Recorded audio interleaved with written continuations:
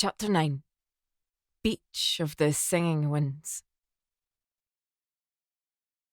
So what did you say to the sailor? Told him he'd missed the boat? Ken whispered, leaning over Min in the iron bed that creaked with every move. Min turned her back on him.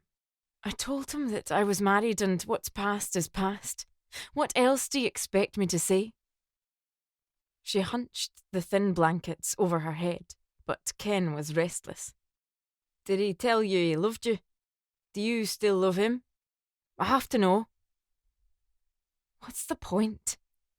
Min muttered, wanting to blot out his face and his smell and his gloating. Ken yanked back the bed covers.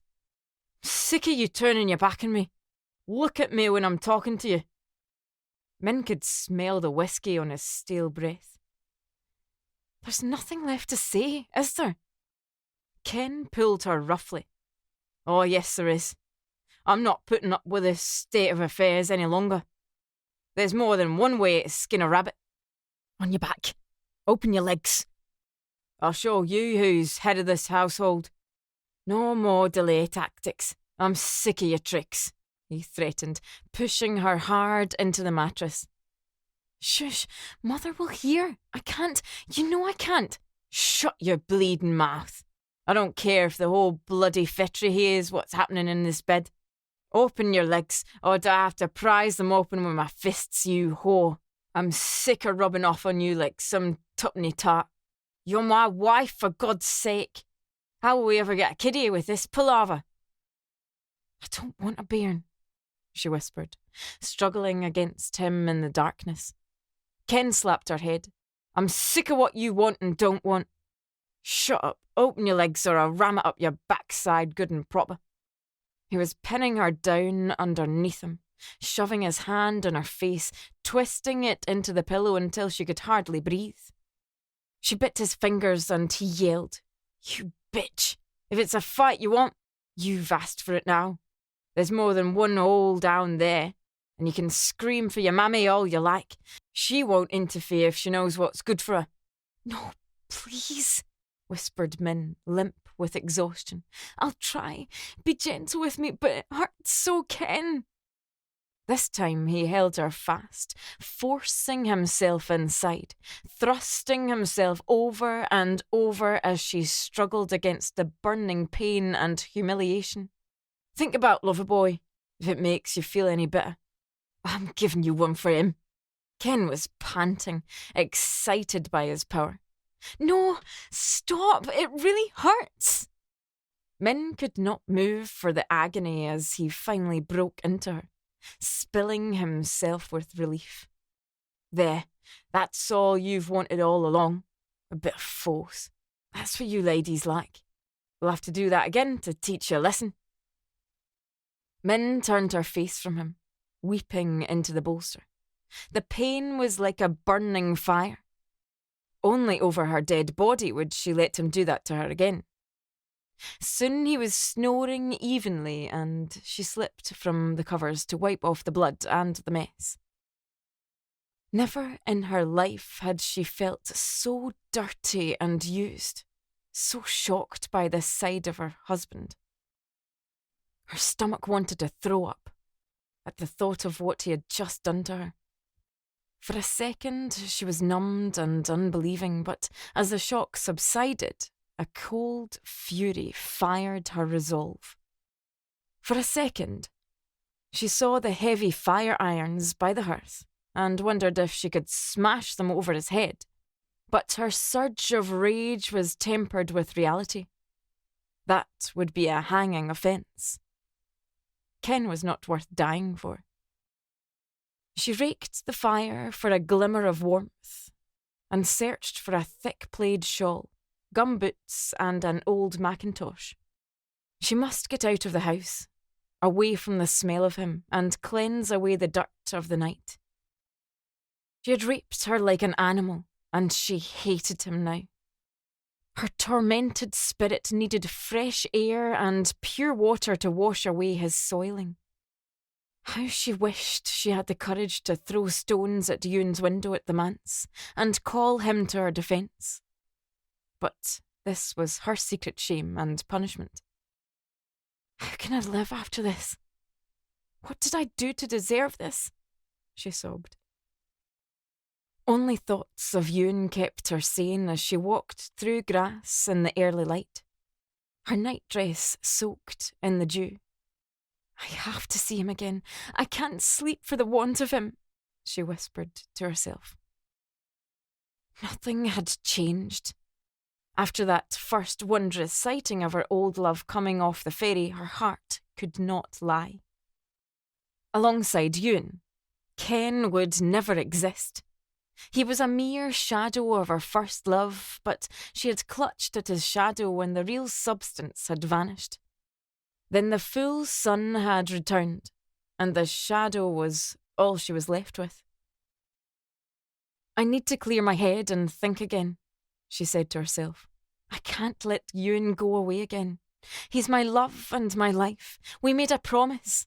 There's no turning back now. Ken has no hold on me. Not after this, she was thinking. There was only one place to go for peace and cleansing if she was ever to love again.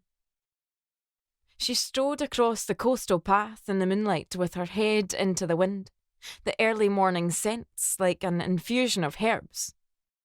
She crept past the silent thatched cottages and crofts, waking sleeping dogs, past the boats moored on the beaches and the Martello watchtower towards the creaking iron gate, leading to the velvet grassy slopes of the secret gully of streams.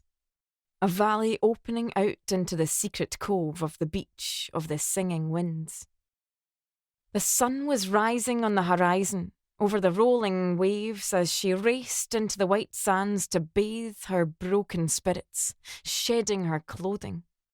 She lay in the tidal path, letting the cold chill of the water roll over her bruised body, numbing the pain, the salt soothing the soreness in her thighs, washing away the shame, sifting the grains of sand through her fingers for solace. Then she remembered the old colonel, her friendly seal, who used to come when she sang to him round the bay and bob in the waves, curious and kindly. Was he still alive? If only she was a child again, not a confused, frightened woman at the mercy of so many conflicting emotions. For so long her voice had been silent, her throat parched and strained. There had been no songs in her heart for years. But now the chords loosened and she began to sing an old lullaby, more to rock herself to sleep than attract an audience, hugging herself for comfort. Sounds halted at first, and then soothing in their sadness. Here there was only sea and sand and sky and the pain gritting her mind. She lay amongst them like some fragile plant soaking up the morning light, watching the seabirds dancing, wishing she were dead.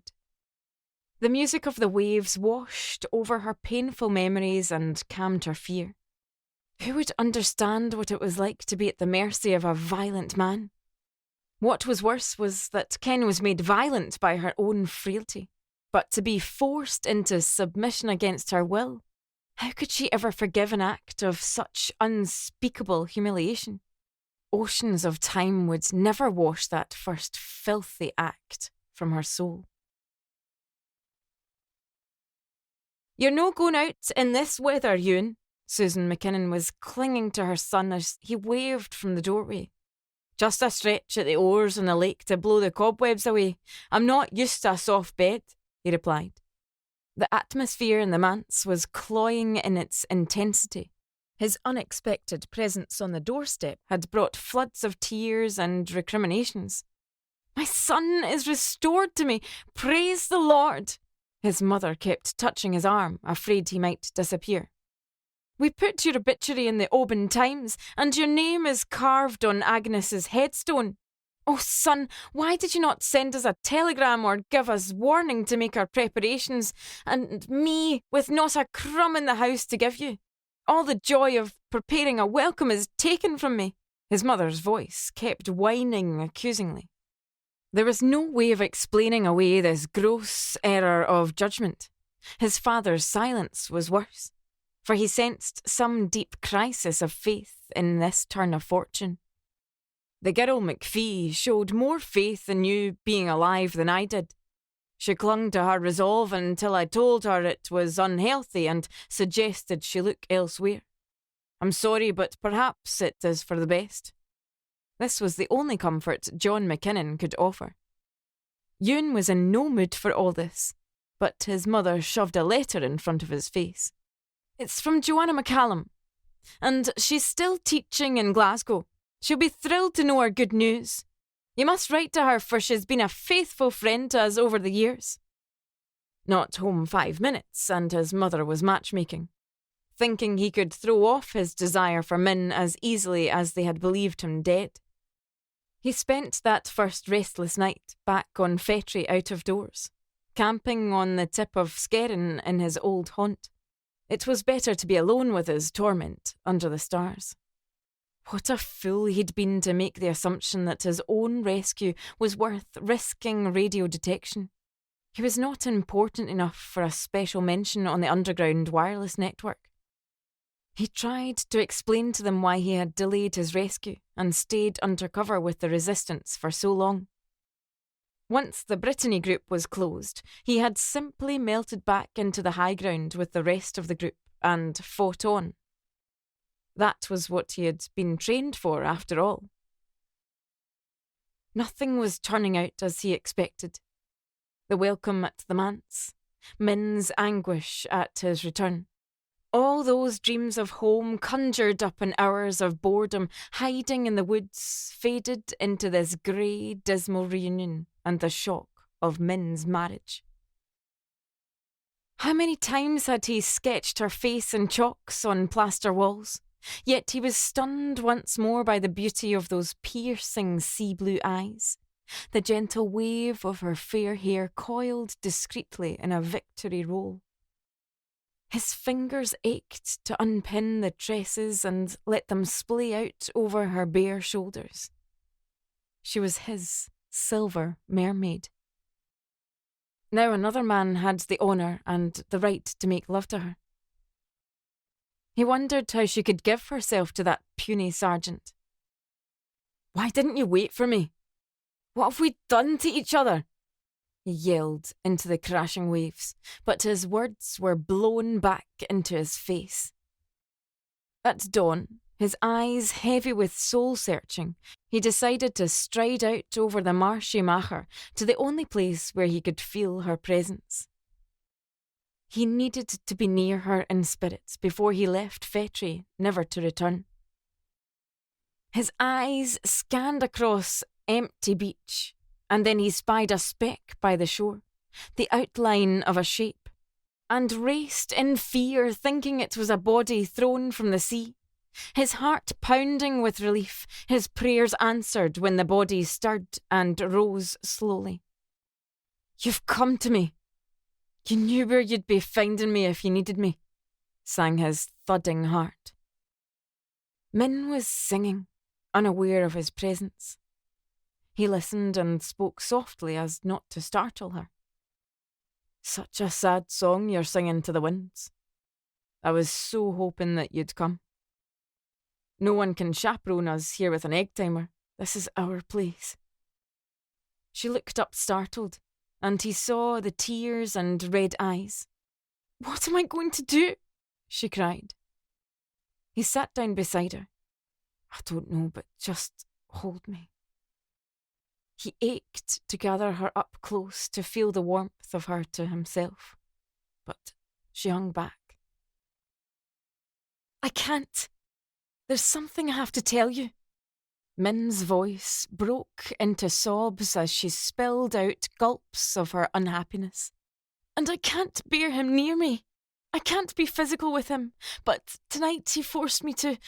What's the matter with me? I'm not normal." He sat in silence, shocked by her words, putting his arms around her shoulders gently. "I'm no doctor, but I'm sure it takes time and the right feelings. It's not your fault." How could he force you? I'll kill him for that. So, you've never actually... It was hard to speak the words in his shyness. She was shaking her head. Not once properly until... He felt his heart leap for joy. So you're still a virgin? There is no marriage if there's been no lovemaking. She had never made love to the sergeant in all this time. It was wonderful news, quickly crushed by her reply. Not anymore. It's not that simple. She was sobbing, but he had to know the truth.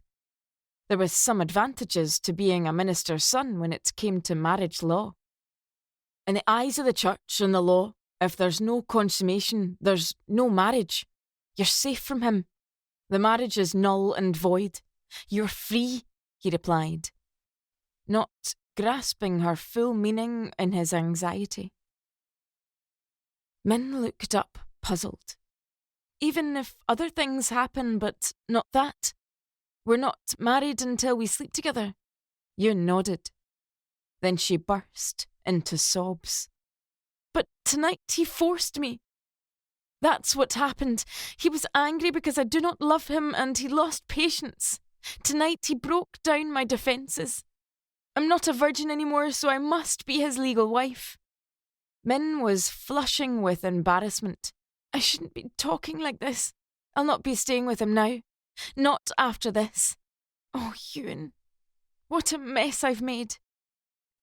You must tell the lawyer, the minister, the doctor.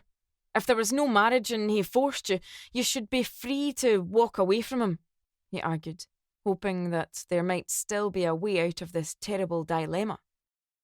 How can it be that simple when we've lived as man and wife and made our vows?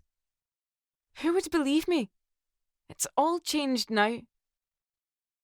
Dr. Murray can examine you, he pleaded. He could give evidence for you. And have my shame over all the Oban Times for all the old Borachs to read? No, Ewan, it would shame us all. This is my fault. I'm not normal. I should never have been married. I drove him to this by my refusals. Min was staring across the water, lost in her own thoughts. Nonsense, Min. Of course you're normal. The most normal person I know. When we kissed and hugged, we both had to hold back our feelings. There's nothing wrong with you that the right man and a tender moment couldn't sort out. That man is a monster and should be punished. I shall deal with him. No, don't make matters worse. I beg you, deal with me, Ewan. Prove to me that I'm normal, that my instincts are natural. There's no one else I can trust to prove such a thing. He could see she was in earnest as she reached out to hold him. This time it must be right. But if we do make love together, we undo the proof of Ken's attack. This is getting more and more complicated. It's as if we're in some crazy dream. He was hesitating, knowing that technically if there was any adultery, her case was lost. But how could he refuse her? Min was grabbing hold of him desperately. Love me, Ewan. Show me I'm not some freak. I have to know. I have to wipe his dirt from me. Please help me. It's you that I want. I saw your face in my darkness. It has been my only comfort. I'll not be doing it to order. This is a shock to me too. It's all too soon for you. I cannot fail you in this. The time has to be right, special, relaxed. We need to find each other again. I'll no be rushed like some bullock on heat, he said, shaking her off gently, smiling though at her eagerness. If I'm going to be taking this road, then let's choose the time carefully. There must be nothing to spoil our concentration. Do you know what you're asking of me and yourself? What if it fails and I hurt you even more? How can you fail me? I've loved only you, and we should have come together long ago. See, the sand is warming with the sun. Lie with me now and let us seal the bargain.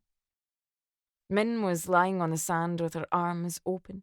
her hair down her back like a mermaid sunning herself on the rocks, and he was afraid. He stood up. "No, I'm not a stud horse. Wait until tonight. We'll meet by the creaking gate at dusk. Then I promise you I'll no be so quick to refuse. All day I want you to think about the pleasure it will be for us. You and I joined together, one flesh. Think of our skins touching and let your mouth water at the thought. Can you think of my touch without wincing?" "I'll try." Min smiled shyly. Min walked home slowly, knowing she must face her husband again.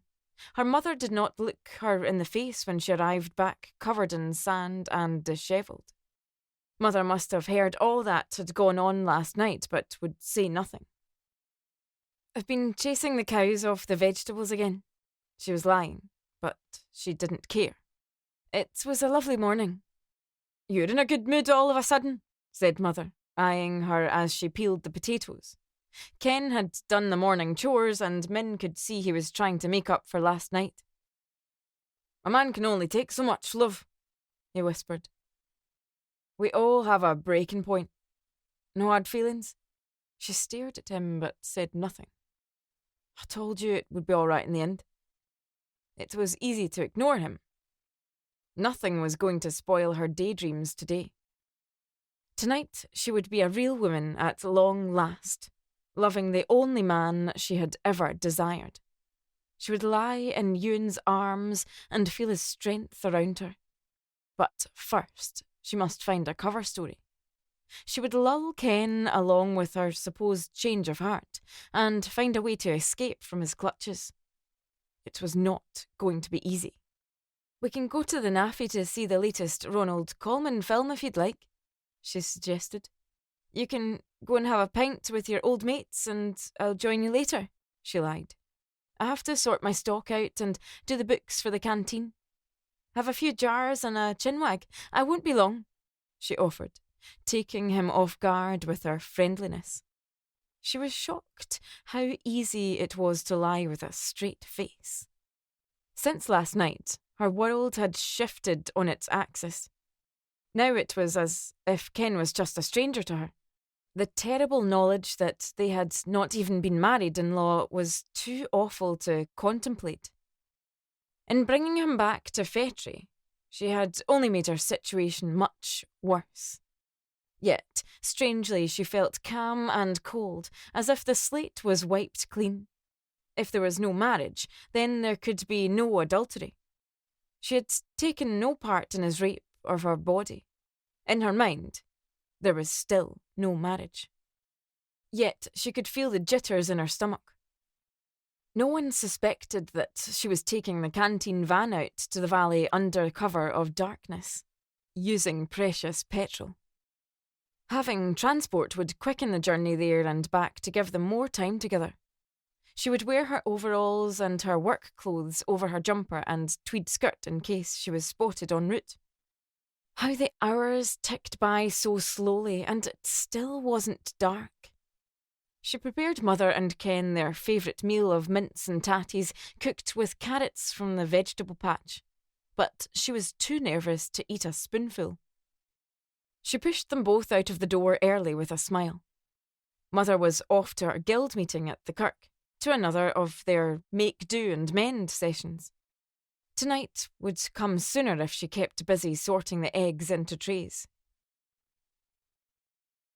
Ewan was waiting by the wrought iron gate that led to the hidden valley of Trigunanshine, and they strolled slowly by torchlight, hand in hand, watching the last of the crimson clouds fade into purple and the moon rising in the east. She told him about the day's deceptions. "I can't believe I'm doing this. I hope one of us knows what's going to happen. What if it doesn't work?" "Who needs lessons, my silver mermaid? This is not some biology experiment," he laughed, feeling nervous and quickened their pace. He tried not to think about Ken Broderick waiting for his wife in the canteen. That man had forfeited all his rights when he raped his wife. She belonged only to him, sealed by Agnes's death, both bound together in her loving memory. "It's hardly the weather for rolling in the sand, is it?" said Min, her hands cold in his grasp. He could feel the wind flapping through his trousers. "Have patience, all is prepared. Have faith, young lady. Anyone would think you're impatient to get going." He hugged her tightly. "I want it to be right for us, this first time." He led her towards the side of the Trigunnan shrine, where during the afternoon he had constructed a little bothy of greenery over 2 large boulders, a hidden cave lined with a ground sheet and a tartan rug with even a pillow. There was a flask and glasses and a small lantern waiting. "Your bower awaits, my lady. It's not exactly the Cranach." He paused, hoping she would see the funny little snug and relax. "It's lovely. All my world's in this beach. It's better than any 4-poster bed in Oban. The laird himself couldn't find a better trysting place. So sheltered with a lovely view and a friend who's the best company in the world to me. It's lovely. Where shall I sit?" she said, plonking herself down eagerly. "First, you sip the cognac, brought from my own fair hand from the perils of France. We must toast all the good allies who sheltered me there. Then you nibble a petticoat tail biscuit in memory of the old alliance between Scotland and France. I'm sorry there's no music," he laughed, "but we'll make do with the lap of the waves and the whistle of the winds." "That'll do me fine," she replied, lying back on her elbow. He could see Min was shivering as she sat down, her courage beginning to fail her. As if reading her thoughts, he sat down, wrapping them both together in an old blanket. He held her close. "When I was holed up in the forests, I used to dream of this place, of this moment. The wind would be singing and the waves lapping. Next, I'm after telling how I've always loved you from the first day when I was teaching you to swim. The walls of all my hiding places in France were covered with sketches of your face. You were my inspiration." He told her how in hiding he had rediscovered his love of drawing. "You're the only woman I shall ever want, and just how much I love you I'll be showing you. Don't cry. Enjoy this time, the first of many, I hope. Have another sip of brandy. It'll calm your fears. We shall learn together what our loving is all about. I'm going to lie down with you and let my hands run over you gently. If you're afraid, tell me and I'll stop. And you can touch me slowly, slowly, gently, Bentley. Let's see how far we can travel. Let me take away the pain and the bad memory of last night. Let's heal the wounds together." He kissed her softly and whispered in her ear, making her smile and relax, feeling himself roused by the trust in her eyes as they flickered in the lantern light. "Let's take the first steps on our path, taking our time. There's no rushing our journey." For Min, it was like a gentle ache in her loins as she pulled Ewan closer into her. A gush of warm feelings flooded over her, as if she was a child dancing on the beach, dipping in and out of the warm sea. For a second, she felt that old familiar tensing of muscles, but by looking deep into Ewan's eyes, seeing the trust and gentleness of his concern, she found the courage to let go of the fear, move to the rhythm of his lovemaking until she was rolling down, down, letting the waters flood over her, soaking her. There was no fear. "My love," she cried, the tears pouring. It was so simple, so effortless, so wonderful, and he was inside her. There was no pain and no resistance from her body. "Now I'm really yours." She was weeping with relief. "I'm normal. Thank you. I'll love you for always and forever for this. No more broken promises. Ewan, my dear, dear love." They lay in the moonlight, content and at 1. Ewan stared up at the sky, counting the stars. Now they belonged together, and no man on this earth would tear them apart. She was no longer another man's wife, but sealed and bound only to his tender care. They were meant to be together in this life. She was the face that had kept him alive all those months ago. Now she was part of him, part of the wind and the stars and the magic of this island. You are my light, my sunrise and sunset. No one can separate us now but ourselves. Min put her finger on his lips. Don't say that. I know we must part and I must face Ken and my mother, but he'll never sleep in my bed again. I promise you, I'll find a way. We must find a way to be together. You know my leave will end and I must go abroad, but there's no reason why we both can't go south and leave all this behind. He was talking with his heart, not with his head. It would be simple to run away and shame all who were left behind. Your parents will be heartbroken. There will be shame for all of them. Min was reading his very thoughts before him. We can be discreet. There must be a way to do this so no one gets hurt. If that man goes back to his base on the mainland, you can promise to follow him this time, but come south with me. No one needs suspect until it is all done and too late to alter. We can't be separated again. This had to be the safest bet. If you're sure. There was hesitation in her voice. Nothing has ever gone right for us before. Until tonight. This'll be our first of 100 nights of loving. We have the rest of our lives to be together and share our future. All our old promises are coming true at last. It's all going to be different from now on. When he looked at his wristwatch, it was after 11 o'clock. Hellfire, you're going to be late. Straighten yourself, darling. If we take the old track, we might just get to the barracks in time for the end of the picture show. But I've hidden my van on the roadside outside Ballinasser. There's no need to panic. This is the most wonderful night of my life, and I don't want it ever to end. When can we do it again? Min sighed. Min, if you run away with me now, we can go hammer and tongs at it for the rest of our lives. First, let's be getting you home without arousing suspicion. Everything must be thought through. Will you come away with me when my leave ends? You know what I'm asking of you. He kissed her on the lips to seal their promise, and the wind whipped the grasses from the shelter. It was time to head for home. There was nothing like the first time with a woman, he sighed. Together, the two of them had wiped all the past loathing and fear from her mind by their tender lovemaking.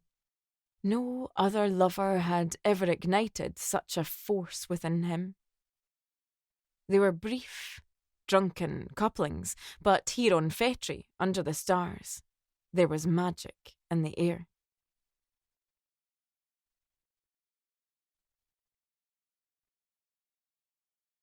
Chapter 10. Min returned quietly to Kilfetrish and slept in the chair by the fire. She did not want to disturb Ken as he lay prostrate over the bed in a drunken sleep. She sat in the flickering firelight, looking at the lines etched on his puffy face, the wavy line of his moustache, the middle parting of his slicked down hair. His mouth was gaping. He had been waiting to challenge her late return, but a drunken stupor had overtaken him.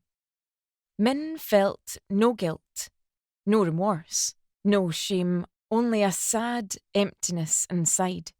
How could she have ever found him attractive? Their reconciliation had been ruined by Ewan's return. The whole episode seemed a disastrous mistake, and the sooner she ended his misery, the better. When both men were off the island, she would sort out how to leave discreetly and forever. First, she must pretend to resume her old life, while preparing for a new life with Ewan, scrub away the dirt of this sorry relationship as if it had never happened. How easy to say, but how hard it would be to accomplish. No one need know the circumstances of their separation. If necessary, she would seek work on the mainland away from prying eyes and gossip. She could disappear into a big city where Ken would never find her. On their journey back to Kilfetrish, Ewan had talked of art college, of training as a teacher, of developing the side of him that had lain dormant so many years, now stirred by his experiences in France. He talked briefly of his escapades, and she was enthralled. She sensed he was censoring all the bits that would disturb her. Dear, kind Ewan, always trying to protect her. Now it was time for her to support him in his chosen career. There must be domestic work somewhere close to the college that would bring in some money. As long as they were together, she would scrub stairs and wash sheets. They would take on the world and win. Now she was courting sleep, but it would not come to her. Too many schemes were dancing around her head.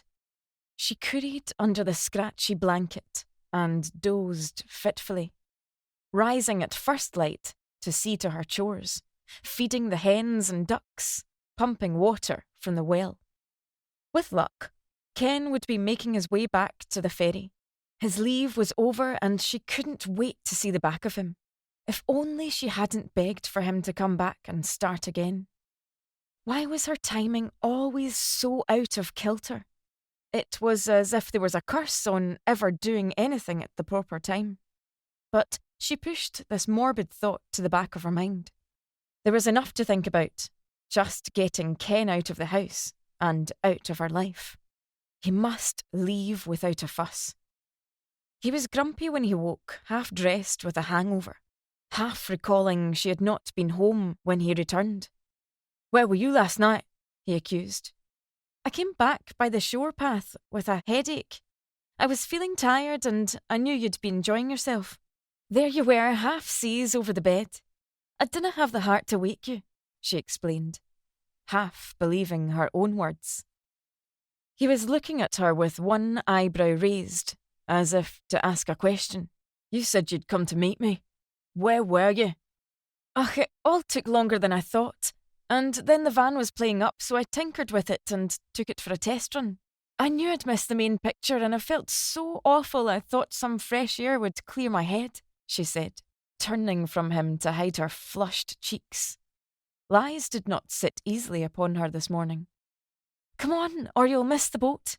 I'll walk you down." "There's no need to wave me off today. I know it upsets you. I'll write to you. You see to your own work. I'm sorry this wasn't the leave we planned," he said, not looking at her as he laced his boots. She was busy brushing his jacket. It smelled of the mess and smoke. "Thank you, ma'am, when she comes in for another cheery visit," he said, and she knew it was his turn to lie now. Mother had not spoken a word to him since that terrible night. He nodded in the direction of the door and pecked her on the cheek. "Be seeing you, love, and think on. I only did it for the best. Now it's all sorted, we can get down to married life like a couple of lovey-doves."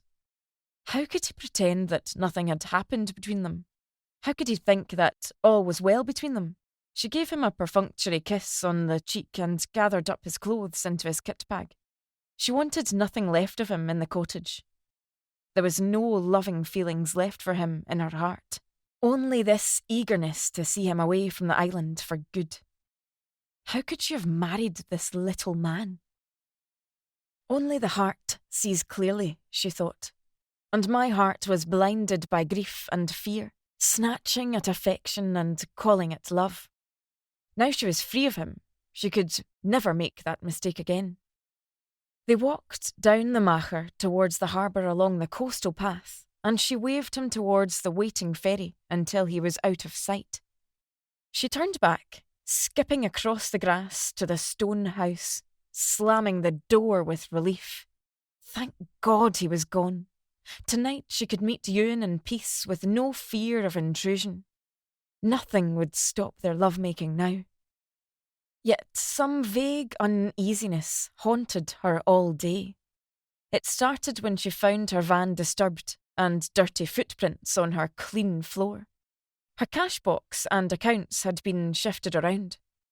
Someone had been in her mobile, but nothing was missing. The cash float was correct enough. The cigarettes still tallied and the sweets on the tray untouched. Who was checking up on her work? That feeling of unease lifted, but she kept peering up and down the road to see if she was being observed.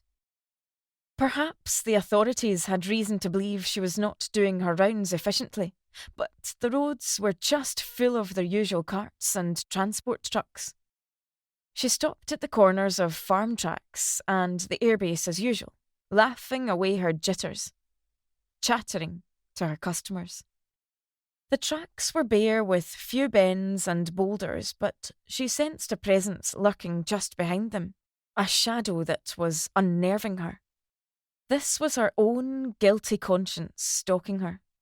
Her love for Ewan was making her devious and shifty. She would have to learn to live with it from now on.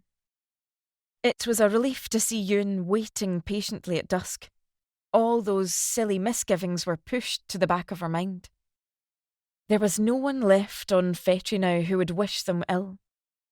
It was stupid to think their loving might not be discovered, but tonight was for them alone. Ewan had been helping with the kelp harvest, gathering the seaweed from the shore at low tide, loading it onto carts and barrows to be spread to dry under a shower of black flies. He had always liked to lend a hand and make himself useful on leave. Now he was sweaty and ready for a swim. "You smell like a midden," she laughed as she hugged him. Nothing could harm her when Ewan was by her side. "Come and swim with me then." He was racing her down the gully to the secret cove. "It'll be freezing," she replied. "I'll soon warm you up." They flung off their shoes and dipped into the icy water, but it was too full and rough for anything more than a quick exit. Ewan dunked himself headfirst, and Min rubbed him down with his towel, chittering with cold and excitement. They chased each other over the grass like wild children playing tag, yelling into the moonlight. No one ever came here at night. They lay on the soft grass in a hollow, counting the shooting stars as they streaked across the night sky, picking out the constellations on this clear autumn night. It was a perfect night for lovemaking, slow and tender, fast and furious. There was so much lost time to make up. How could she ever have thought herself frigid and unfeeling when lovemaking was so natural with Ewan? Locked in each other's arms, they rolled down the slope, lost in a world of their own, until a voice yelled out and a torch speared them with its bright light. "Stop that malarkey! Get off my wife, you fucking slut! You thought you could fool me, but I knew you were up to something behind my back, like a randy bitch on heat." The voice was croaking, rasping, struggling to spit out the words as if the emotions were taking the very breath away. Min went rigid at the sound of Ken's voice. He was standing above them, staring down at their nakedness, gasping for breath. So her instinct was right. "It's you who's been following me. It was you in the shadows. I never thought you'd be a spy. Oh, Ken, why didn't you go?" She was screeching into the darkness. "I had to know. I'm not stupid. You lied to me last night. I went to meet you, but the van was missing, and you were nowhere to be seen. You weren't doing no bookkeeping. This was what you was up to, with Loverboy. So I set a trap, and you fell right in it, you bitch." He was striding down the grass, waving his torch. Ewan stood, pulling up his trousers, calling into the light, shocked, but his voice was threatening. "Calm down, Sergeant Broddick. Your marriage is over. It was over before and after what you put her through. It's over. You have to understand. I'm sorry. Min is mine. She always was." Min's eyes were straining to make out the outline of Ken clutching his chest. gasping out his words. "You'll be bloody sorry when I've finished with you both. It's my wife you're shagging. She'll cheat you like she cheated me. All those phony excuses. I can't do it, it hurts. She's been shagging half the airbase behind my back. Can't get enough of it, stringing me along with a pack of lies." He was wheezing badly now, struggling for breath. Min wrapped a towel around herself, anxious to go to his aid. But he was stepping back from her. "I'm not standing for it." He was gasping out his words. "You're my wife, so you'd better come back to me with Wigan, right now. My mam'll sort you out, good and proper. You'll do as you're told. I'm your husband, for God's sake. No one makes a fool out of Ken Broddick."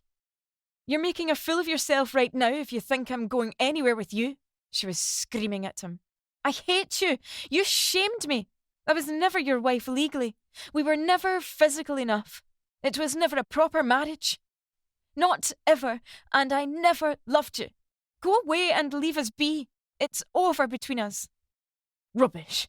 If Lazarus here hadn't come back from the bleeding dead, you'd be glad enough to take my wages and call yourself my wife.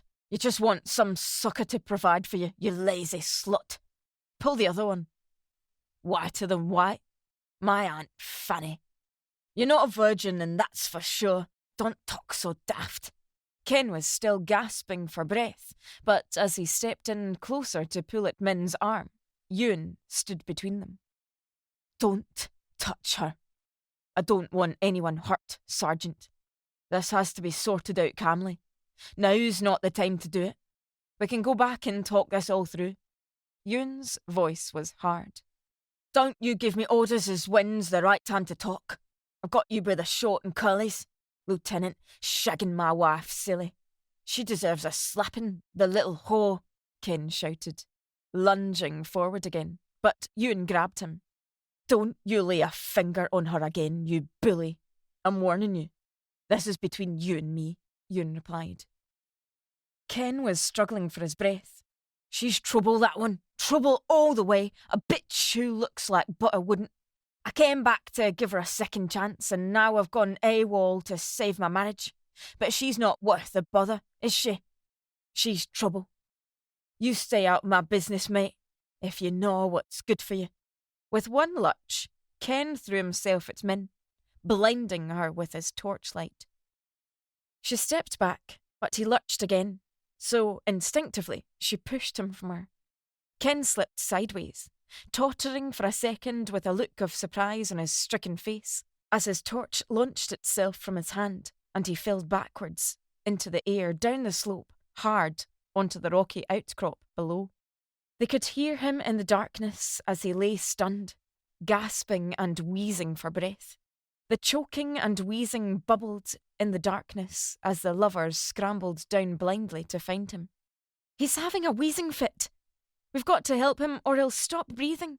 Where's he fallen? I can't hear him," yelled Min in panic, knowing the sides of the cove were slippery and treacherous. They searched with the thin torch beam until they found him on the rocks, his head gashed and bleeding, but the choking rasps were faint and bubbling now.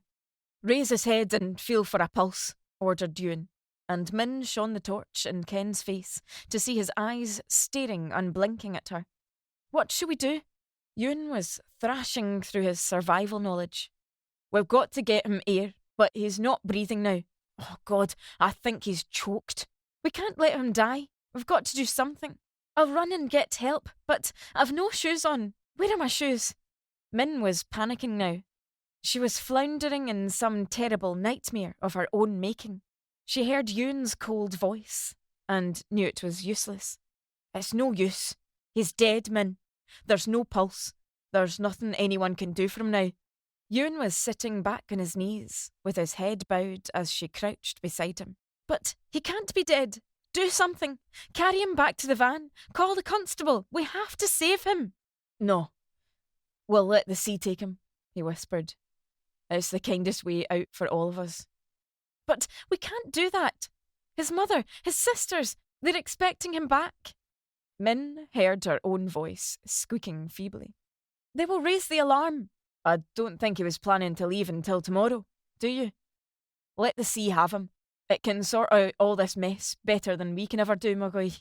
But I pushed him and he fell. I killed him. Oh, Ewan, what have I done? She felt so weary, exhausted, stunned into inertia. This is Agnes all over again. Are we never to be allowed our happiness? Is it to be blighted by death and the vengeance of the sea? I can't bear this. I didn't want this to happen to him, she sobbed. It's all my doing. Look, it was an accident. Nobody's to blame. He was wheezing and he slipped. He was already too breathless and unfit to clamber over rocks in the dark. It was a tragic accident. But it was all our fault, she cried. We killed him. No, we didn't. You mustn't say that, do you hear me? He followed you and saw something that he didn't want to see. It triggered off a breathing attack. He should have left you alone. That was his choice. It was an accident, and we can report it later if you like. Ewan was shaking her. How can you be so cold? We've killed him. He saw us together and it killed him. Her voice was shrill and hysterical, and he slapped her cheek. Shut up. Calm down. That man raped you, or have you forgotten? You wanted rid of him, and so did I. He brought this upon himself. No one knows he came here. As far as you know, he left today on the steam ferry back to his depot. That's all there is to it. If we push him off the rocks, he'll float away. The sea will see to him. Then no one gets hurt. Then you are free from his clutches for good. Don't you see? This is for the best. What's the point of dragging others into this mess? This way it's clean and finished. I'll go away as I planned. You can stay here and see what happens later. No one will suspect. It was an accident. Come and help me drag him down to the sea. They dragged his body out of the wedge where it lay and pulled him to the edge of the rocks. Ewan threw the broken torch into the sea. Min was shaking as she watched him ruthlessly straighten Ken's uniform. Don't do that. I'll see to him, she whispered. What are we doing but acting as if we murdered him, disposing of his body like this? How can you be so cold and calm? I don't know you, Yundu. She turned from him, but he spat his words in her face. I've seen far worse things than this in war. I've seen executions and killings. Don't ask what else I've seen. This time, I tell you, no one was to blame. He's dead, and nothing changes that. I won't let him spoil our chance of a future together. Give him to the sea. Trust the sea. It knows best. 3 things it will do for us. It will throw him on the rocks, or drag him down under the waves, or carry him far out into the ocean to feed the fishes. Let the sea decide for us. Come on, there's no time to waste now while we have darkness to cover us. But he's my husband. I can't just leave him on the cold rocks. Min was weeping, trying to button up Ken's uniform, straighten out his limbs and wash the blood from his face. Then we'll lower him onto the water when the tide turns. We'll say some proper words and you can sing a hymn and give him an honest sea burial, if that makes you feel any better. That's all we can do for him now, Ewan answered coldly. She was stunned into silence by the hardness of her hero's words. There was a steel edge to this man she had never seen before. From this rock-like strength must have come the will to evade captivity. He had seen battle and death before, and it had changed him, separating him from her. She was not sure of this hard Ewan, but he was strong now for both of them, and she was crumbling fast. Yet her heart was sad as they prepared Ken for his watery burial. A surge of raw pity washed over Min as she bent over and kissed his forehead, closing his eyes in a silent farewell. She stroked his brown hair back how he liked it, buttoning up his pockets, taking nothing from his uniform. She wanted nothing more from him but his name for a while.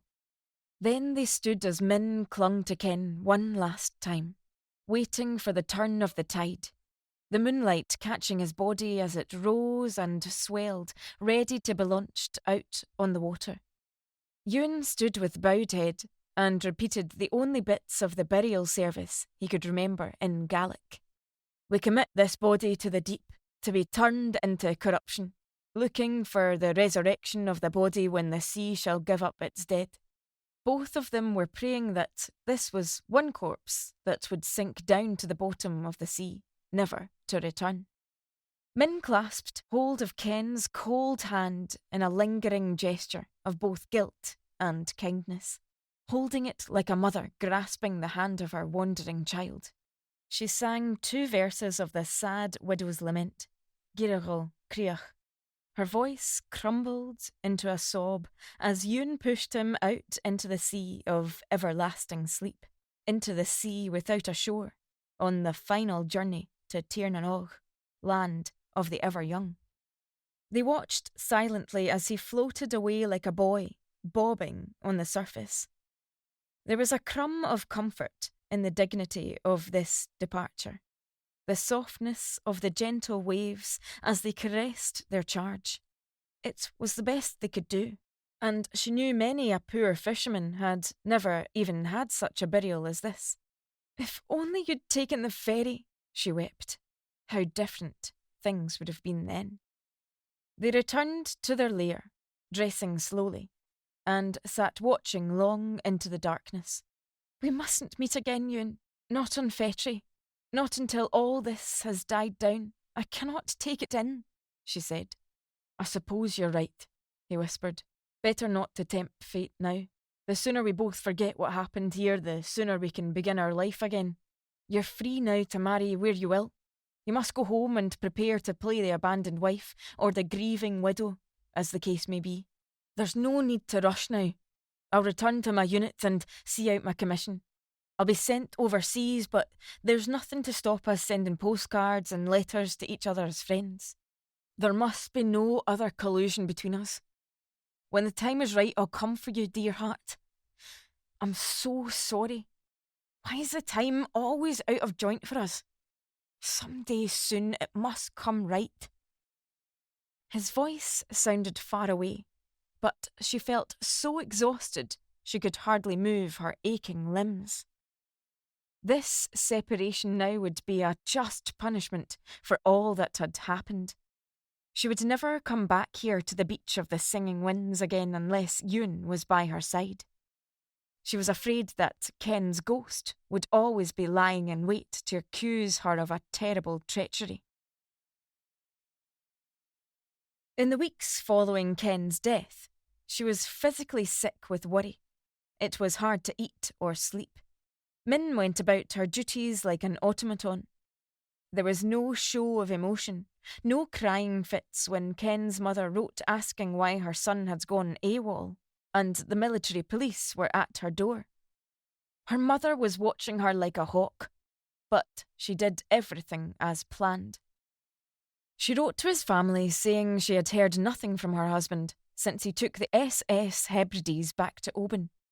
The only lie was about his visit being like a second honeymoon, and he had left smiling. She insisted that there could be no suggestion of desertion, and put the thought in their minds to contact the hospitals in case there was some bomb incident or some such accident on his way home. She even contacted the constable, and he made a note that her husband was reported missing. She waited in a terror of guilt and anguish, not daring to reply to Ewan when he sent a brief postcard with a BFPO address abroad.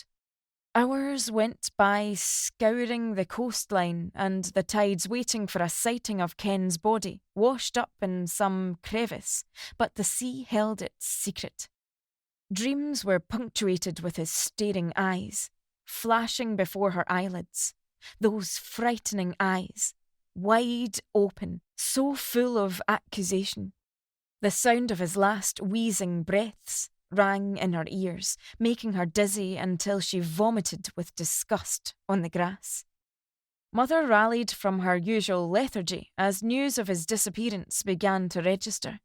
There was military policemen and the local constable making inquiries, and Ailey was able to confirm that she had been one of the last people to see her son-in-law the night before he left for the ferry.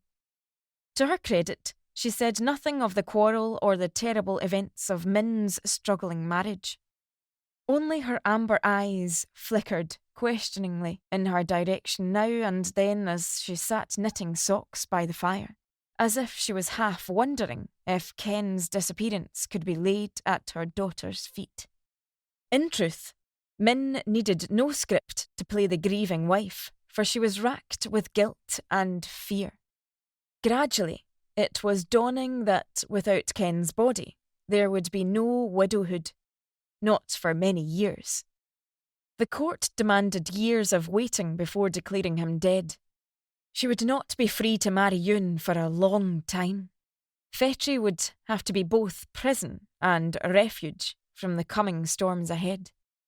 The love of her life was gone, and the pain was unbearable. Her only true friend, and she had sent him away. It had seemed the best option at the time. They were living in a world where convention mattered, and she didn't want to harm his reputation, or her own, what little there was of it. The island was so hidebound by respectability.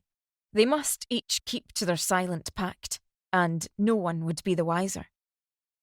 Weeks passed, and she took to watching the tide, hoping Ken would be returned, and she would be free at last, but the sea still held its secret. Sometimes she thought she could hear Yun's voice on the wind, calling to her, but it was just the scream of the seabird. He was gone from view, and she must wait until the faintness and the aching passed over, until she could breathe again.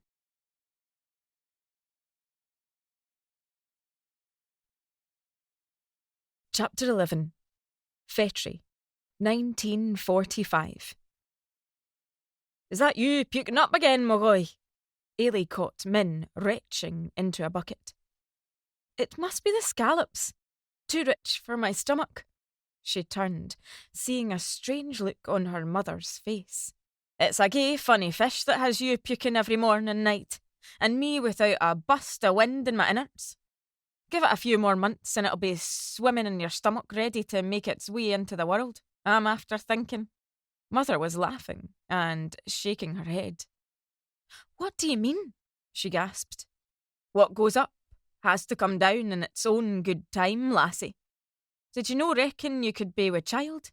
I thought it was all the upset with not hearing from Ken for weeks that had upset my system," she blushed.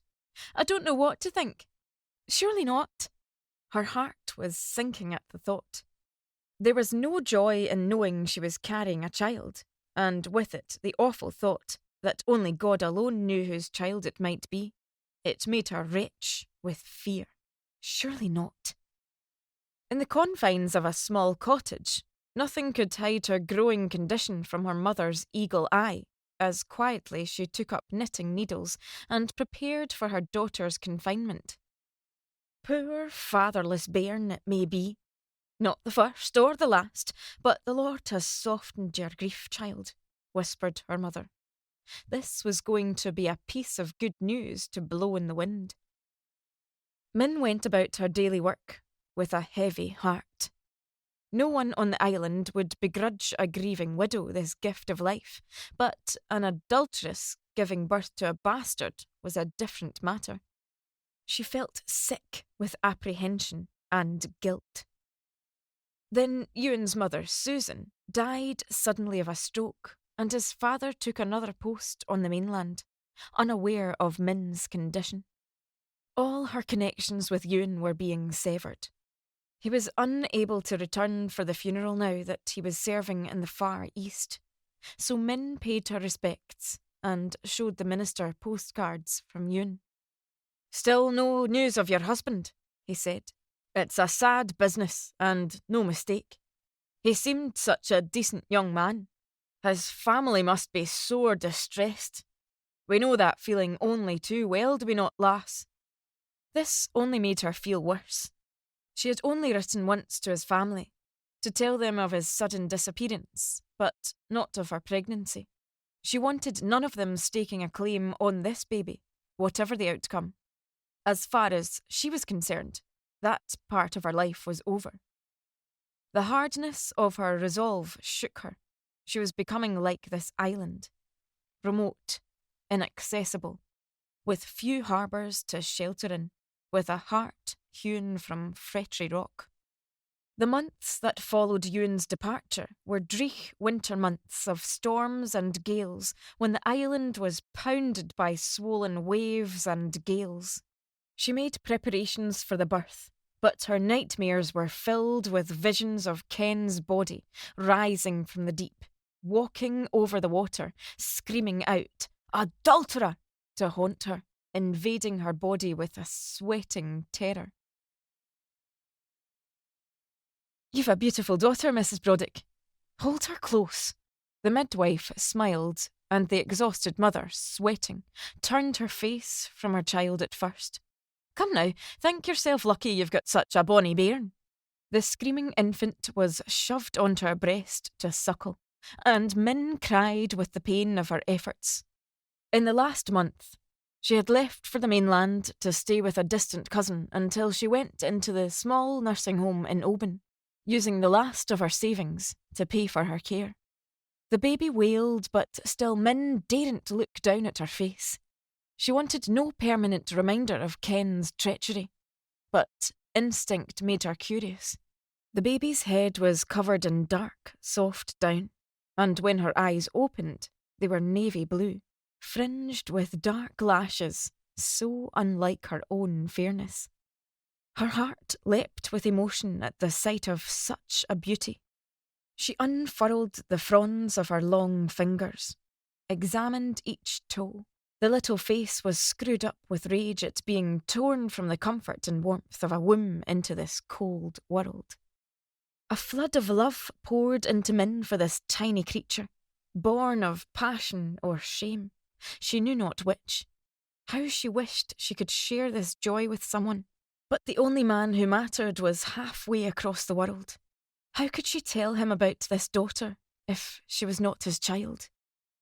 In the afternoon after the birth, she sat up in bed to write him a long letter. I have called her More Anna. Don't ask me why, but I like the sound of it, and it being the better half of my own given name. She is so beautiful, so different to myself. A delight to behold, for I imagine I'm holding you in my arms. The letter lay by her bedside, and was never sent. What purpose would there be in misleading him? There had been enough deceit already. It was better that the child was accepted just as Anna Broddick. It kept them all safer that way. There was no turning back from what was done that night to Ken, and she must protect this bairn from the truth of her parentage. She didn't want Ewan to catch the first boat back from the Far East to claim this child and stir up a scandal of suspicion on Fetry. It would be better if their reunion was delayed, to take place out of sight of local gossips. Only time would tell if Anna was a McKinnon or not. It was going to be a struggle to make ends meet now that Ken's pay was stopped on the presumption that he was a deserter. But Min had already calculated how much they would need to survive, and there was now a small allowance for single mothers. The sparkle in her eyes vanished, with tiredness and sleepless nights, to be replaced by a flintier gaze. The war was over at long last. There was a new feeling of optimism in the air and hopes for a better future for children, but restrictions were worse than ever. She could not help herself dreaming dreams for her daughter as she rocked her in her arms. I want more for you than a shabby cottage next to a byre and a shawl to carry you around like some tinker's child, she thought.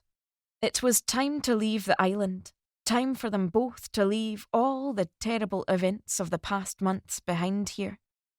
You are my responsibility now, and we can do better for ourselves on the mainland, I'm sure. It's not fair to rely on Ewan to bail us out of trouble. It's better to do this by ourselves. McPhee women have relied on men's promises for far too long.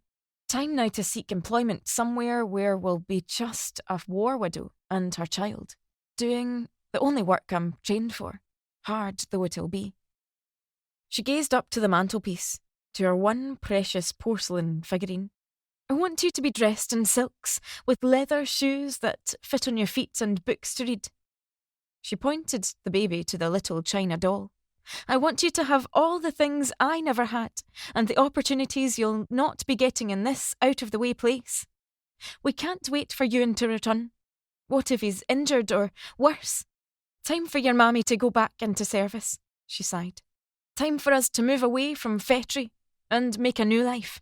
Just the two of us. So you're going then? Ailey watched Min scouring the Oban Times for positions vacant. Now your Uncle Niall's got himself a Glasgow wife and seat by her fire. He'll be in no hurry to return. What's to become of me? Poor abandoned soul that I am. How can a daughter not do her duty and take me with her to mind the bairn? She was pleading. Min stood firm, not wanting Anna's head filled with her mother's Highland nonsense. This must be a fresh start for both of them. You're strong enough when it suits you, Mother. Now there'll only be your own mouth to feed, and the hens in the garden will fill your pot. I'll send what I can, but there's nothing for me here on Fetri now. I've counted 6 situations vacant in the Oban Times. I'm writing to register with a domestic agency in Edinburgh. There must be plenty of country homes wanting a housekeeper, willing to offer accommodation to a widow. Anna must be brought up on the mainland. It's all decided. Ailey looked up from her knitting, her round spectacles at the end of her nose. You've grown mighty cold this past year. Grief's not softened the mouth on you, but the black becomes your colouring, I have to admit. It's a hard world out there for a servant. Mark my words. I know only too well that you're not safe off the island, Mogoy. It'll all end in tears. What are you talking about? It's hardly been safe for me here, she snapped impatiently. It was always the same old story of doom and gloom and wicked masters and poor, helpless serving girls. This is 1945, Mother. Things are different now after all we've been fighting for. The future is ours for the taking. No more of your warnings. Wish us well. We'll come back whenever we can. I have to think of the bairn. And here's me thinking you'd settle with Ewan Dhu, but he's vanished like poor Ken Broddick, over the water to goodness knows where. You frighten all your suitors away. I don't understand you. Ailey was rocking the baby as she spoke. You have a hard mother. Ewan will return when he's good and ready. Who knows what might happen for us both then? Better not to lose a tide or make plans too far ahead. That's one thing I'm learning in this life. Take your chances when they come. Live for today and not tomorrow. Tomorrow may never come. Min patted her mother's leathery hand. Aye, you're right enough there. Who knows what's round the next corner for you? Better not to know, I'm thinking. Only the good Lord knows what's in store, and he makes the back for the burden. When the letter arrived from the Pitlandry house, in the autumn of 1945, inviting Mrs. Broddick to take up a post as live-in maid, with accommodation provided in-house, she did not hesitate to accept the position. She asked her old dominee for a reference, and borrowed the school atlas to find just where Pitlandry was to be found, in the borders of Scotland. It was close to the town of Peebles, and the River Tweed in the lowlands, far enough away to make a clean break from all the sadness of the past year. Only then did she write to Ewan telling him of her change of circumstances. But of Anna, she said not a word. What he didn't know wouldn't harm him, she reasoned. It was all turning out for the best. She would write to him when she was settled, and when she knew for certain that Morana was his child.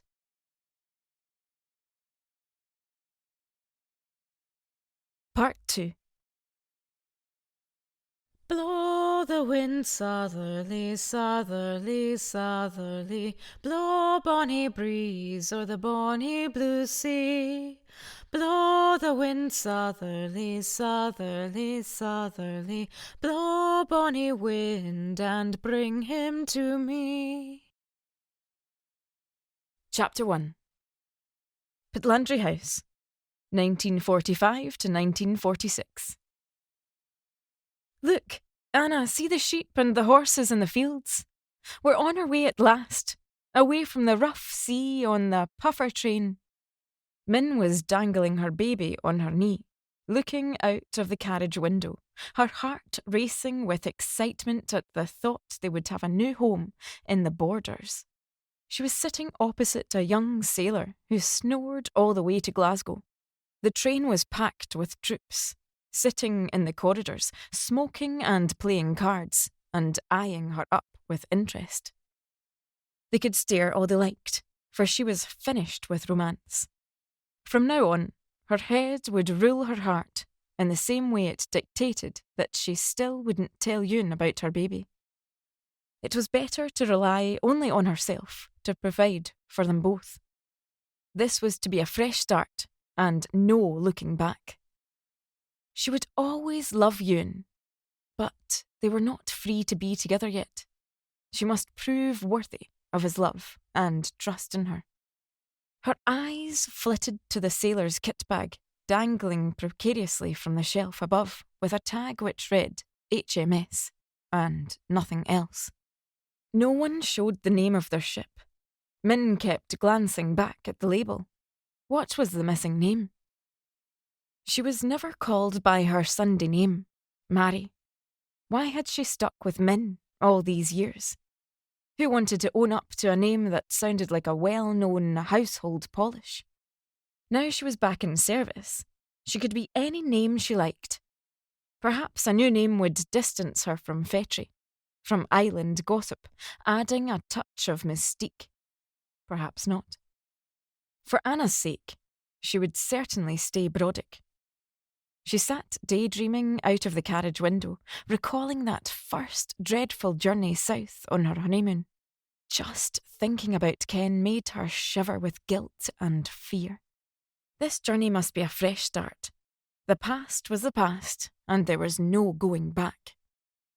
Anna slept fitfully in her arms as the train chugged on through the grandeur of lochs and glens towards the outskirts of Glasgow. Soon it was time to alert the guard and go in search of her case and battered pushchair. As Min alighted from the train, with the help of many pairs of hands, she sniffed the soot and the smoke and saw the bustle of passengers rushing for connections. She took a deep breath. "You've done it, McGoey. You've put all the bad luck behind you. From now on, it can only get better. A new start deserves a new name. So onwards and upwards, Mary Brodick."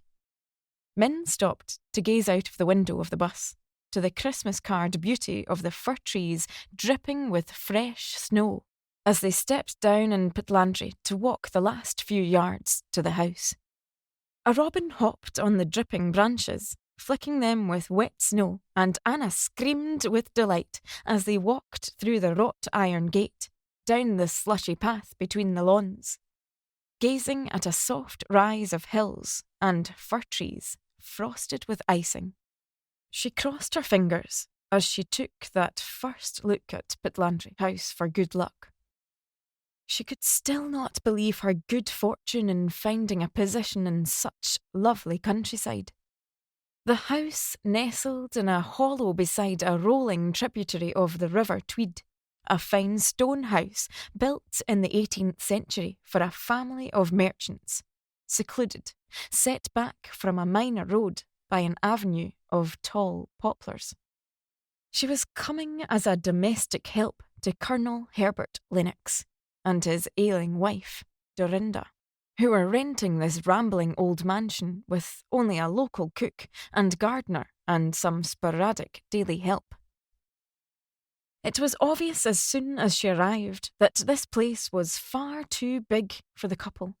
It was proving hard to cling on to pre-war standards without adequate heating and with all the restrictions of post-war rationing and little help. Her appointment was made through the agency by their son, without even giving Min an interview. Her job was to make sure that the house did not freeze his parents with the chill. Young Mr. Lennox had written explaining that his parents were too frail now to adapt to change, and while he was away on business, he wanted to be sure they did not neglect themselves. His sister lived in London and would visit when she could. Min's experience with Lady Rose so many years ago had swung the position in her favour. This is not a post for some old trout. I want someone young and energetic, who will not mind the draughts and the chills. You may burn as many logs as is necessary to keep them safe, and your young child too. It will do the folks good to hear a baby around the place. She suspected that no other applicant wanted to be stuck out so far from buses and comforts in such inhospitable surroundings. But this hideaway was going to suit them both fine. The Lennoxes were a charming couple who staggered up and down the dusty staircase among dingy, dog-haired sofas, trying to keep up Edwardian standards with virtually no staff. Min drew a deep breath and set about spring cleaning all their living rooms, beating carpets and rugs choking in the dust of years. She found the old nursery bucket pram, and Anna was sat up to supervise all the sponging downs and vacuuming with Edie Laurie, her devoted slave, who came twice a week from the village to do the rough work. Min was so busy those first weeks after her arrival that there was no time to dwell on the past year's tragic events. Her job was to organise the household, see to the deliveries and the everyday running of Pitlandry, until such time as the Colonel's army son, Henry, returned from his regiment. She was given a small cottage attached to the old stables. For the first time in her life, Min had her own space and was told to furnish it from some of the rooms in the old servants' quarters in the house. She distempered the walls and polished up the stone floors, found rugs and a table and chairs, a bed and washstand, and even a wooden cot for Anna. It was like being given the key to a treasure trove of riches. In the evening, she had her own kitchen fireplace to hug and the choice of any books from the Colonel's library.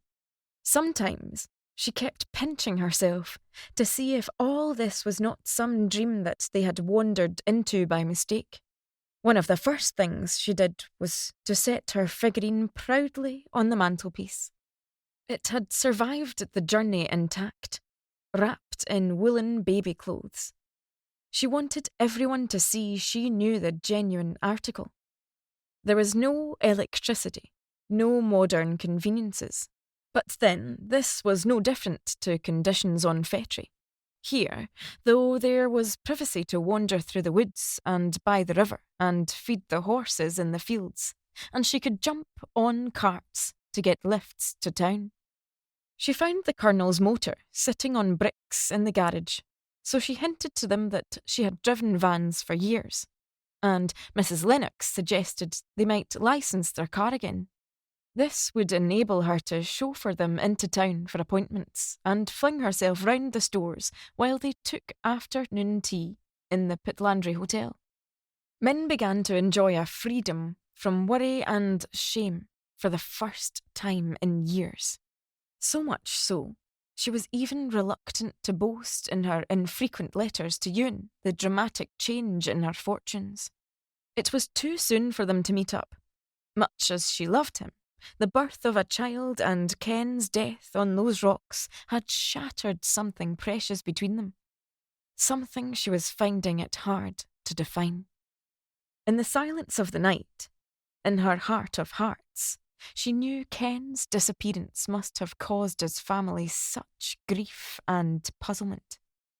She alone could have put them out of their misery, but it was too late now, without raising suspicion of them both. Ewan was part of the Fetri conspiracy, and Fetri had no place here in Pitlandry. There were no reminders here of her secret past. Here there was peace and beauty to share with Anna. All that had delighted her in the Crannog was here in abundance. The fine porcelain and glass cabinets, beautiful furniture to polish and examine closely, the gracious proportions of each room with walls lined with portraits and hunting scenes. It would be her joy to restore it all to its former glory, to fill the bowls with evergreens and flowers, to repair the soft furnishings and draperies, and make the old couple as warm and comfortable as possible in this draughty barn. She suggested they decamp into the sunny morning room, which could be freshened up and well heated. Here they could sit with their papers.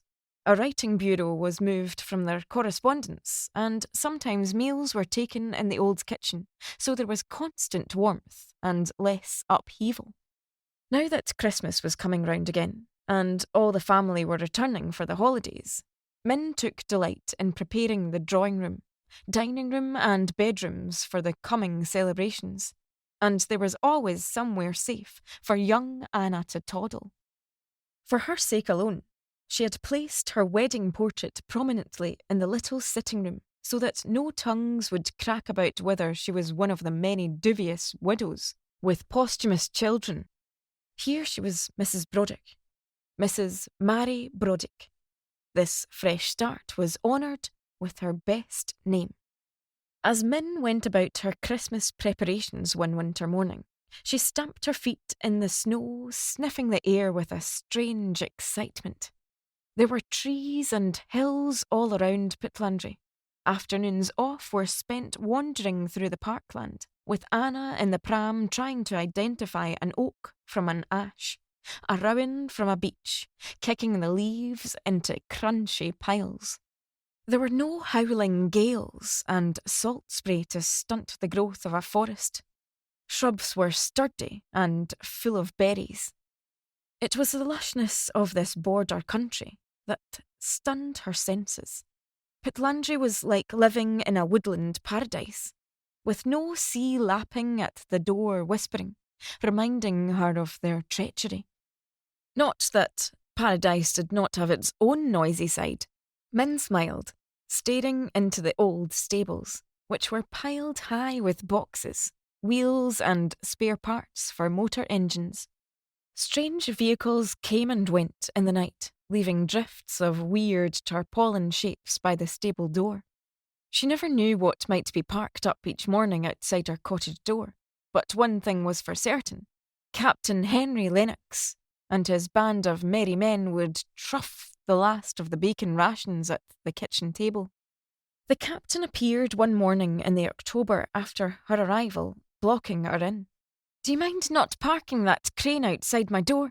I can't get out," she yelled out of the bedroom window, forgetting that the neat plaits she coiled round her head were dangling down like schoolgirls' braids. "How am I expected to get a pram under that?" She was addressing a tweed cap, thinking it was workman. The cap was raised and a pair of eyes appraised the vision in the window, from under bushy eyebrows the colour of a foxtail. That was when she recognised him from the photograph on the mantelpiece, which had the pride of place above all others. "Sorry, you must be the new housekeeper. Didn't Pa explain? I run my business from the back of the house." He raised his eyebrow in a question.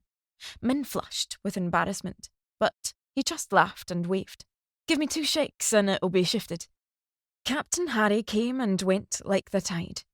A week would go by and then a convoy of assorted vehicles would trundle up the rutted back lane, scattering mud in all directions. Sometimes the whole driveway to the main entrance was littered with army surplus equipment, and the lanes outside Pitlandry would be lined with vans and lorries with strange number plates. Men in brown felt trilby hats would exchange wads of banknotes as if in some horse-dealing auction. Colonel Hubert explained that his son was running a haulage business, transporting goods and ex-army supplies now redundant because of the demobilisation of troops. Min wondered why he chose such an out-of-the-way base when it would be easier to find central premises in the nearby towns closer to the main routes south out of Scotland. Occasionally, he stayed overnight, but mostly he came and went in one day. "Now you see me, now you don't," he would wink and raise his cap. He certainly brightened up his parents by his visits, never arriving at the house empty-handed. Sometimes there were chocolates with foreign labels, or a box of stockings for his mother, which she pushed aside. "What do I want with these at my age? Here, Mistress Broddick, you share them with Cook. They'll look better on your slender legs. When my son comes bearing gifts, I start to worry. What's he up to now, Hubert?" The Colonel was deaf and smiled benignly. Min was grateful for such bounty, keeping the stockings safe in a glass jam jar. Harry was the Benjamin of the family. Born when his mother was on the turn, Cook whispered. He was a beloved, indulged only son, for his elder brother, Roderick, had fallen in the Great War. His handsome face peered from behind an ornate silver frame on the grand piano. Daisy, their daughter, was married and had a line of daughters with her on the piano. The portraits were colour-tinted, and each child and grandchild shared that same sandy gold hair. Harry was the joy of their old age, and Min sensed the warmth and affection between them all. How different from the stiffness between her meagre family. A child should know it is loved, she sighed, and I never was. But Anna must have love in abundance. A mother, a father, and a child. That was what she wished for Anna. But Ewan was still abroad, unable to give them the security that clung like ivy to the walls of Pitlandry House. His letters were often delayed and forwarded from Fetri. They were few and far between these days. Anna's first birthday had long passed, and Min still withheld knowledge of her child. She feared she was leaving it too long, but what could she do? Sometimes when she heard car wheels in the night, and the torches flashed under her window, Min worried just what caper the captain was really up to. Sometimes he disappeared for weeks, and the house settled down to its old routine until the vehicles lumbered down the lane, roaring their arrival again. Harry was a born tease. He took delight in teasing her about her accent. Where's the Highland lilt? Where's the whiff of the Dark Isles? You could give Princess Elizabeth lessons. He picked up her child with enthusiasm. Little Anna gets more stunning by the day. A real Shirley Temple. Now her hair is black as a raven's wing, and you with hair of flax. Such a mysterious combination, Mrs. Broddick. He did not question her background, and she was grateful.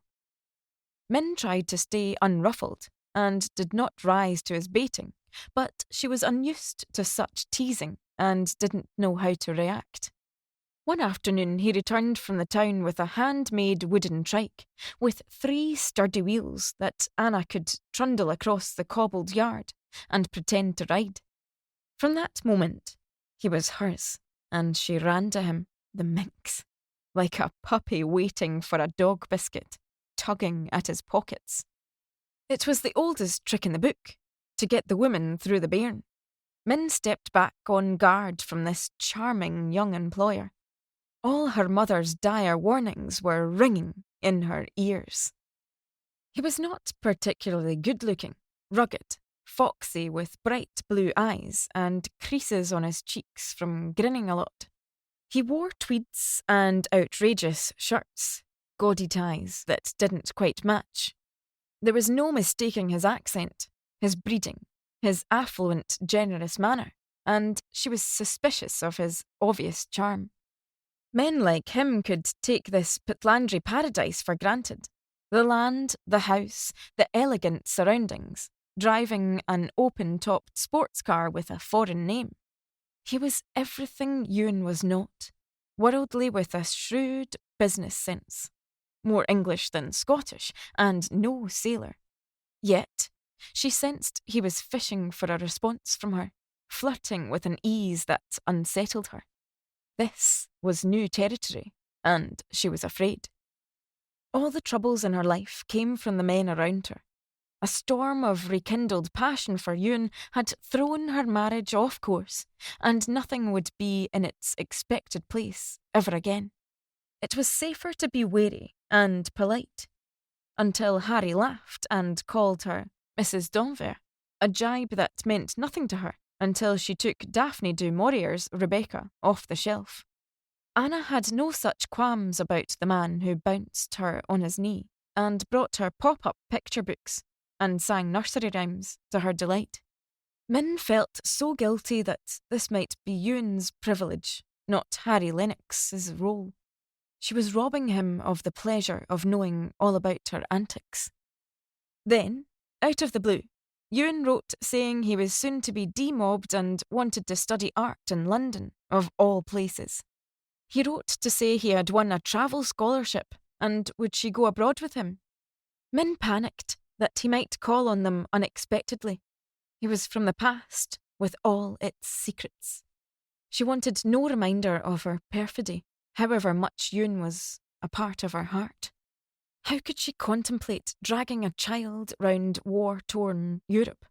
A child he didn't even know existed. Min agonised whether to reply. Perhaps he was trying to forget the past as much as she was. Going abroad was his way of dealing with it all. How could he now afford to support a woman and child? Was the strain of this enforced separation beginning to tell on him too? They were out of touch with each other. Better to let things slide for a while longer, she reasoned, long into the night. How she longed to feel his arms around her again, to be loved and warmed by his body.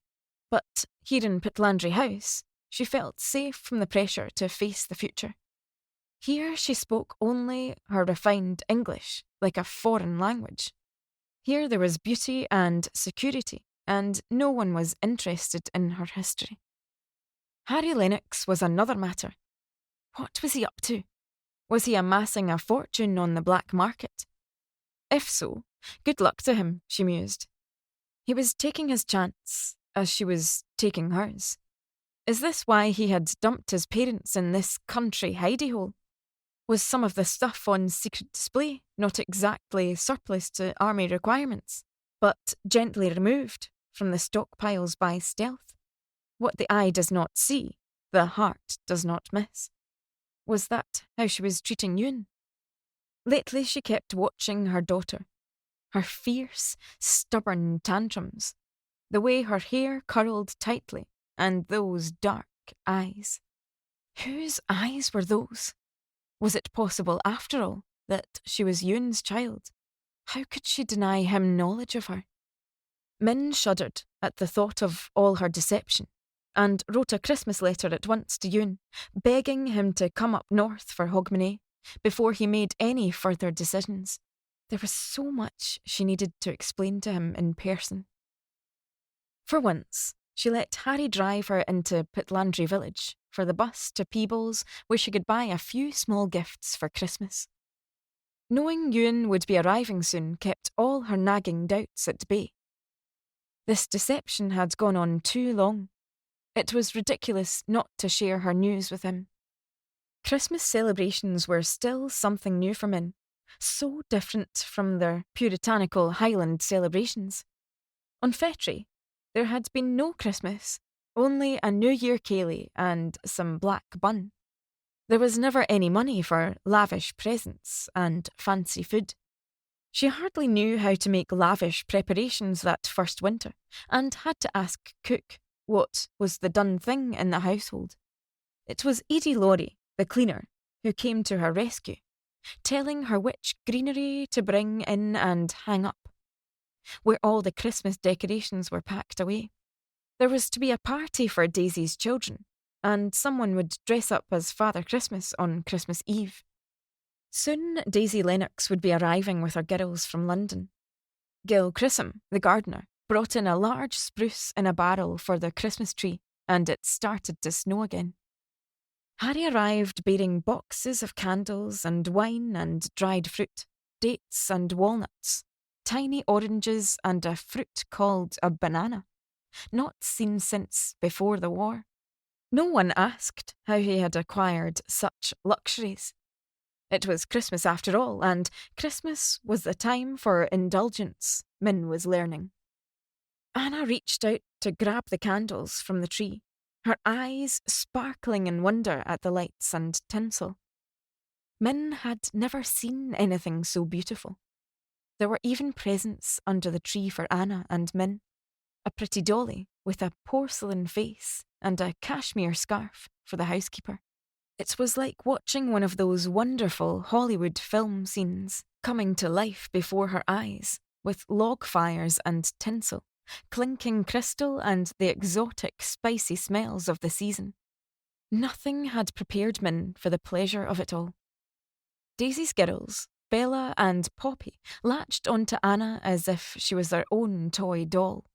They fought over who was to push her along the paths and play with her until she was thoroughly spoilt and fractious. Min wrote to her mother with all their news and promised to visit in the summer, when the seas were not rough. On Boxing Day, she was even invited to the family charades party and stood back discreetly while everyone made complete fools of themselves, drinking wine until they were quite silly. When it came to the clearing up, everyone suddenly disappeared, leaving Min to sort out the debris with Harry hovering behind her back, the scent of his cigar wafting around the room. Black becomes you, Mrs. Broddick, although it's a pity you have to wear it so often.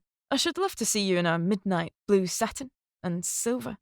I know someone in the trade who could kit you out perfectly. Mr. Lennox, please. I'm the housekeeper, not some fly-by-night. What would I be doing with midnight satin? Her words shot out like a bullet from a gun. I'm sorry, I've touched a nerve. Just because we employ you doesn't mean I can't make a suggestion, does it? He said. It depends what sort of suggestion, Mr. Lennox. I find that work and personal comments don't mix in my experience. I can finish all this myself, if you don't mind. Min replied with a frostiness intended to warn him off, but he didn't budge. Harry stood by the fireplace, puffing his cigar, his foot on the fender rail observing her busyness. I've been watching you. You're just too perfect, too correct. You never let your guard down. If I didn't know your references were impeccable, I'd say you had something to hide. Oh, please. Min bent her head to hide her red cheeks. No, hear me out, Mrs. Broddick. It takes one to know one. I like the way you keep your own counsel so discreetly. You see, in business, you sometimes need a partner who knows when to speak and when to be silent. Your daughter does you credit. It must be hard bringing her up alone. I can see you're ambitious for her. If you and I were partners, in the strictest sense, of course, she would want for nothing. Ponies, clothes, the right connections. He smiled, looking pleased with himself. Min put the tray of glasses down with a clatter to steady herself. Why are you saying all this to me? What can you possibly want with a domestic except the oldest promise in the book? I may be an islander straight off the boat, but I've seen enough in life there to know what's what. Steady, old girl. Nothing like that, I promise you, but I do need a partner to take around to certain occasions. A bit of a decoy, decorative and discreet, who can help with my work, entertaining clients, putting them at ease. Harry was watching her reaction. Min looked him straight in the eye. Do you mean as a spy? What are you up to on the black market? Is it something not exactly legitimate? Nothing terribly dodgy. Let's just say a few shades of grey. A few deals here and there that need a careful, delicate touch. A few palms greased along the way. Somebody wants a favour and I oblige with no middlemen to rake off half the profit. All strictly legit, but on the QT. Harry pointed to his nose with a smirk. I'm not sure what you're getting at, she replied. I don't want to hurt my employers. They've been good to me and I like this position. Who do you think picked you up from the pile? Who do you think pays for all this? Heating, rent, transport?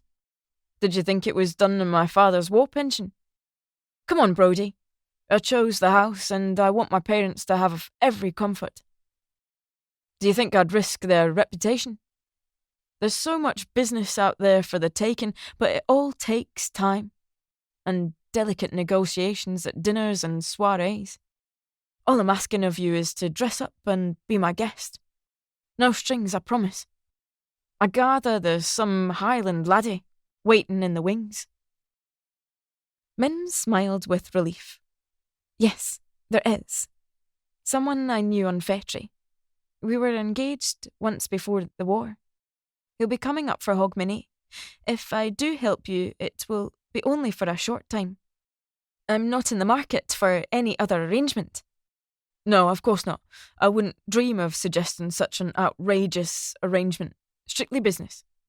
What could be better, Mistress Brodie?" He smirked. "Mrs. Broddick, please, in working hours. Give me your measurements and I'll see to the midnight satin." Harry continued to press his request, unabashed. Min shook her head.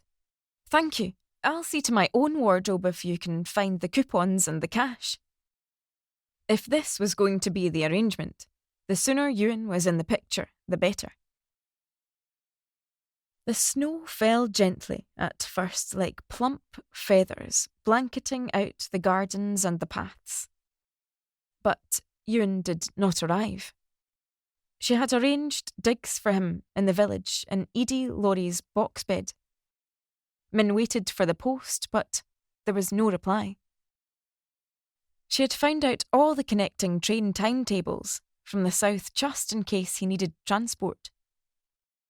She waited first with impatience, and then with desperation. Hogmanay came and went, and still there was no word from him. How could he not come when she'd called? Why had he not answered her letter? She wrote again in fury, and her letter bounced back unopened and readdressed, not known at this address. She wrote to her mother to see if he had written there, but there was no reply.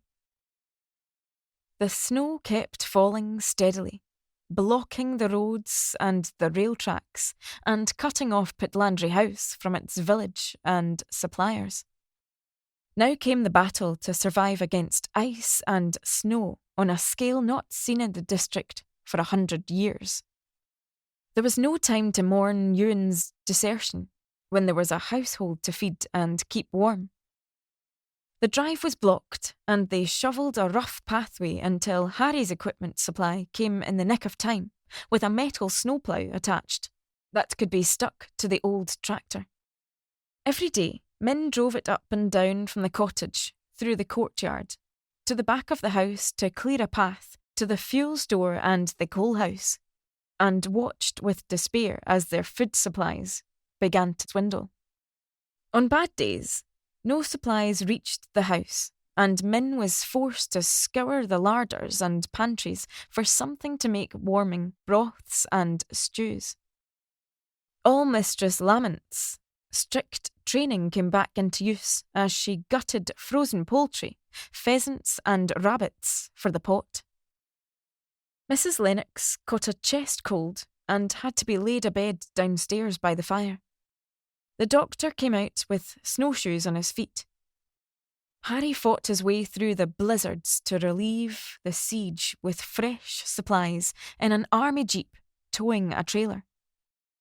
Anna danced through the tunnels of snow to greet him and flung herself into his arms, fishing in his pockets for a lollipop. "Sweetie Dada!"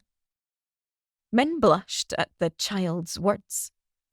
"Oh, Ewan, where are you? What have I done? Have I left it too late? All those months I ignored your letters. Are you punishing me now? Have you given up on our passion? Given up on our promises? Why shouldn't you forget me when it's all of my own doing?" Anna was growing too fond of Harry, and Min was wary of letting him too close to her. As the weeks expanded into months and years, Ewan's image was fading like a photo in the sun, blurring into a shadowy outline, and sometimes she could no longer hear the sound of his deep voice booming in her head. Harry's presence now disturbed the calm of the retreat. He was always there, waiting patiently in the wings, ready to pounce. "Oh, Ewan, come back soon."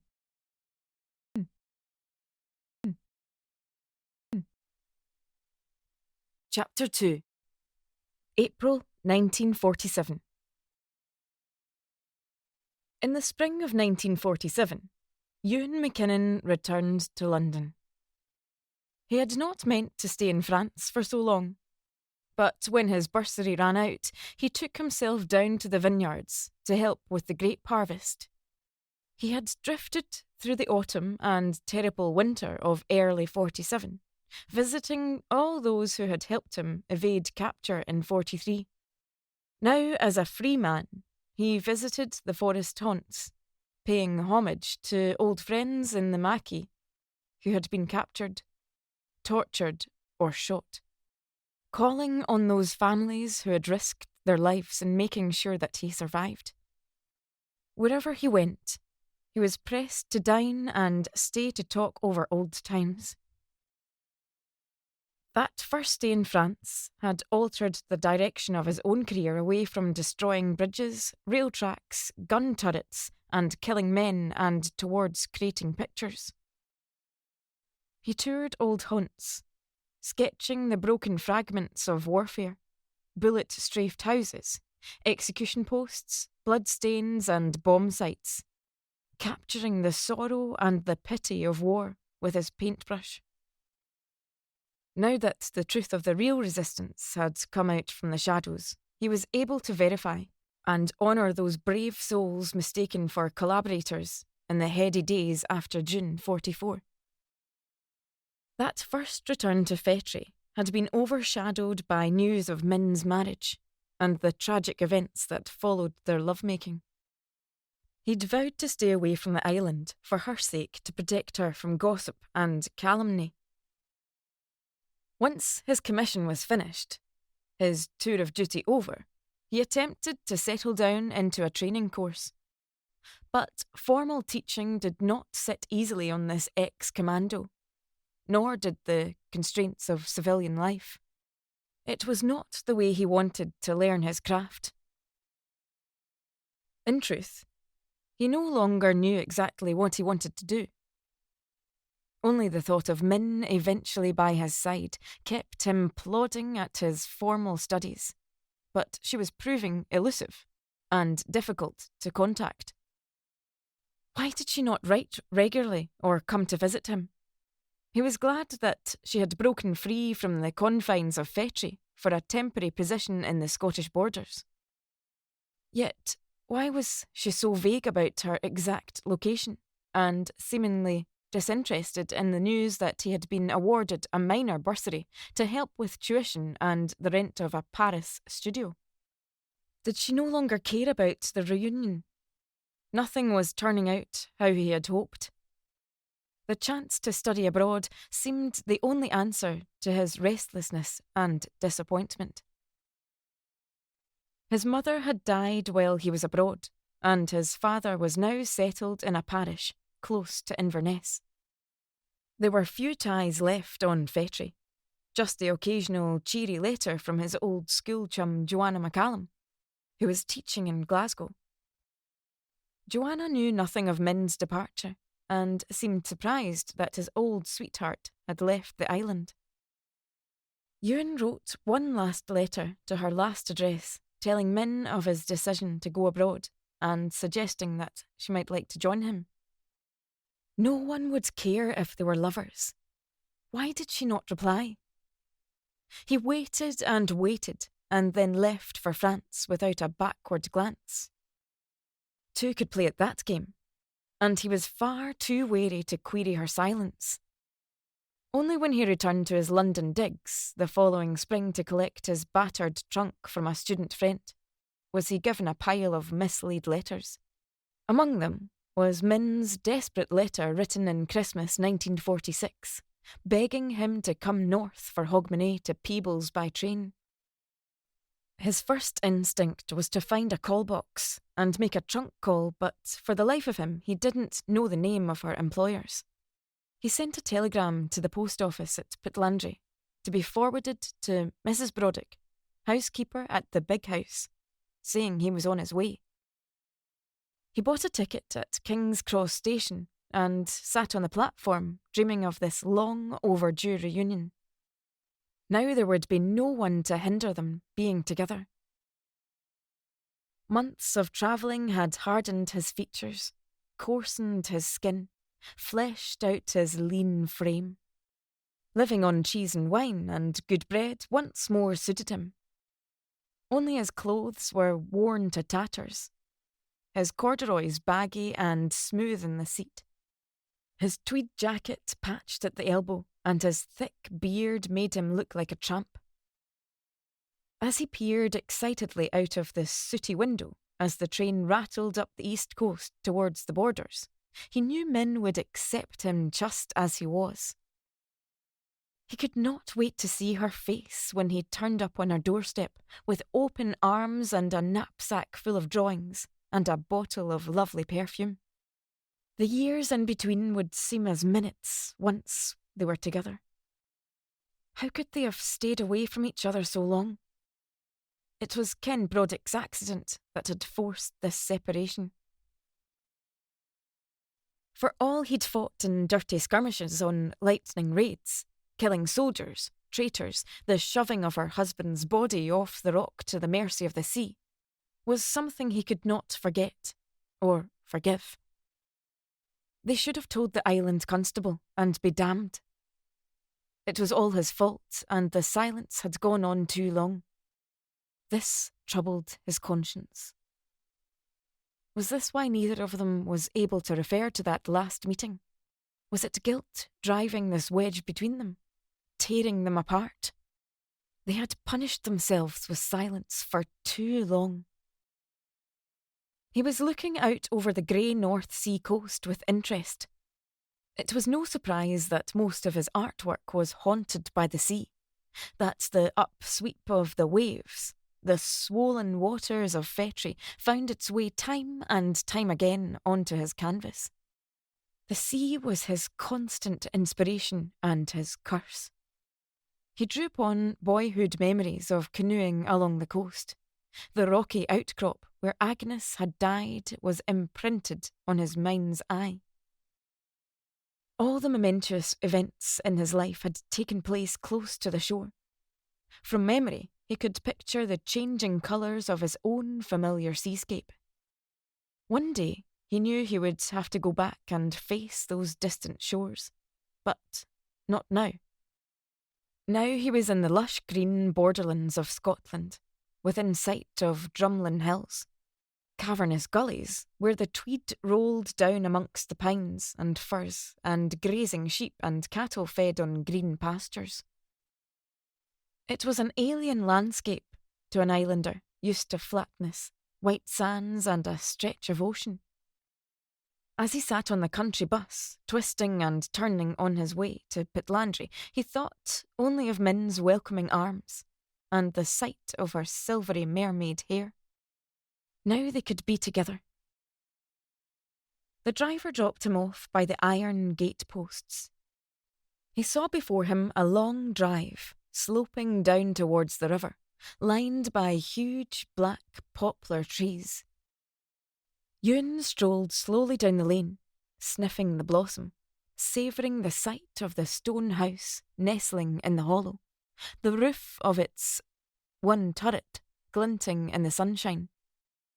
It was a scene straight out of a John Buchan novel, a hunting tower, perhaps, but he was no Richard Hannay in his shabby tweeds and knapsack on his shoulder. No dogs barked at his arrival, so he made for the tradesman entrance, knowing his place in such an establishment. The courtyard was full of motorbike parts, and a man was tinkering with the engine of a Lagonda sports car. He looked up with a smile. "Sorry, old chap, cook's day off? No scraps today?" Ewan nodded, realising that the chauffeur thought him some tramp on the scrounge. "I'm Ewan McKinnon, a friend of Mrs. Broddick. She'll be expecting me."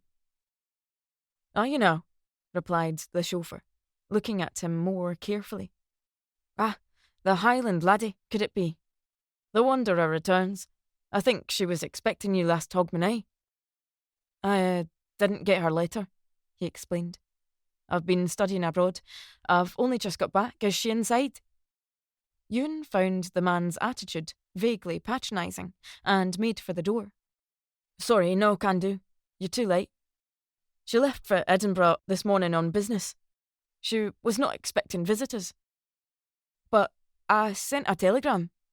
Ewan looked crestfallen at the news. I'll find somewhere to stay for the night until she returns. I'm in no rush, he insisted. Having come so far, he was not to be fashed by a delay of a few hours. So it seems. Pity. I think you've missed the boat, the bus and the train there, old boy. The Lennox family think the world of Brodie, you know, said the mechanic as he continued polishing the bonnet. Ewan assumed he was talking to the chauffeur and didn't want to know his opinion of Min. He was a bit too smooth and sure of himself, that one. He turned to the line of motorbikes. These are old army bikes. You were in the army? The young man wiped his greasy fingers on a rag. Tank corps, actually. But these are all surplus. Do you want to buy one? I can do you a deal. Mr. Lennox can supply anything for the right price. I bet he can, Ewan sniffed, sensing some scam going on. You work for the Lennox family, then? You could say that, the man replied, eyeing up the suitor with suspicion. What outfit were you in? Navy. Special boat squadron. Hush, hush, chappie, nice work. A frogman? Not exactly, Ewan shook his head, having no desire to pursue this conversation. His service record was not for general knowledge. He turned to walk back up the lane. I'll call back later, he shouted. The man was following after him, scratching his head. Look, I don't know if I ought to be telling you this, but Brodie, Mrs. Broddick's away to buy some fancy rig-out for a special occasion, so we've gathered. She and young Mr. Lennox are very pally. Now, he's a grand chap, heir to all of this. Mr. Roddy was a pilot, one of the few, quite the ace. He's got a DFC in Bar. They're very close. Just thought I'd better warn you, old chap. The war's over and new beginnings all round, I say. Shame to disturb her and the kiddie too. Such a bonny bairn, bright as a button. She'll be getting a good education if the Lennoxes have anything to do with it. The chauffeur winked. I didn't know she had a child. Ewan's heart started at this news. Harry tapped his nose. One of those post-war-time things. Don't ask me the details, but let's just say the master adores the tiny mite. Shall I be telling her where you're staying? Ewan was too stunned to take in all the chauffeur was hinting. No, perhaps not. She's probably forgotten all about me. A lot of water under the bridge and all that. You're sure she's happy with him? Delirious old chap. She's a born lady. Fits in beautifully. The family thinks she's quite one of them. But I can tell her you called. No, not if it upsets everything. She deserves some peace. Her first husband made her unhappy. I just hoped when things settled down we could get back together again. We were sort of engaged for a while, you see. Thanks for being so honest with me. Perhaps it's better to let sleeping dogs lie. My timing doesn't seem to be very good in these matters. Better to leave things well alone this time. How could he forget his arrival on the ferry boat in Fetri and the mayhem he had stirred up there? There could be no second mishap. Was it nearly 3 years ago? I'm sure young Mr. Lennox will be giving her everything she wants. Only the best in this household, the chauffeur smiled, looking him up and down with undisguised superiority. That doesn't always make a body happy though, does it? Ewan argued, staring hard at the mechanic with the plush accent and silk scarf tied round his neck. Oh, come on now, Mr. McKinnon. Ladies like the good things of life, and Brodie seems no different from the rest. I suppose so. Stupid of me to think she wouldn't run with the herd. I'll be taking my leave of you. Ewan reached out to shake his hand firmly. Yes, of course, you do that, sir. Pleased to meet you, Mr. McKinnon. And you are? He asked. Just call me Harry. I'll show you to the gate. No, wait, fancy a spin in the jalopy? I'll run you to the station. It'll be a long journey home for you otherwise. Thanks, Harry, that's most obliging of you. No trouble at all. A friend of Brodie's is a friend of mine. Fine lassie, a real lady. She'll make Lennox a very happy man. Ewan clung onto his seat, trying to clear his head as the wind whistled and the sports car roared and spluttered round the twisty lanes towards Peebles. So that was why she had not written. Too much had happened since their last meeting. Now she was a mother and soon to be a bride. There was a baby and a new life to plan. Is that why she was desperate for him to come? So she could explain it all face to face and introduce her Mr. Roddy, the Air Force ace. You didn't waste much time, did you? His heart cried out in anger. Every time I leave you, you find comfort elsewhere. Frailty. Thy name is woman. Old Shakespeare was right. He was rattled and shaken by the chauffeur's wild driving to the station, but a lift was better than Shank's pony. There was no point in staying or going back to London now. It would be easier to head north to Glasgow. He might even look up Joanna McCallum and catch up on old times before he went on to Inverness to see his father. He had her address somewhere in his rucksack. Somehow he didn't want to be alone with this disappointment. He needed to talk it all out with an old friend, and Joe McCallum was a good egg. His mind was racing. It had happened again. Him hanging back, sure of her loyalty and love, but staying away too long, just as before. How could one compete with a Battle of Britain ace who lived in a woodland palace, offering security and a home for his bride and their love child? All he had brought north in his knapsack was a battered sketch pad and the promise of foreign travel. Not much to satisfy the obvious ambitions of Minnie McPhee, he sighed with bitterness. Perhaps it was time to find someone else who would be impressed by his world and show his faithless lover two could play at that game. Let me see you in the train, Mr. McKinnon. Harry, the chauffeur, lifted out the kit bag with a smile. There's no need, I can manage, said Ewan, surprised at such willing service. Anything to oblige the SBS? Harry made a mock salute to his passenger as Ewan made for the platform. The driver waved and smiled, emptying his pockets, throwing an undelivered telegram into the waste bin with relief.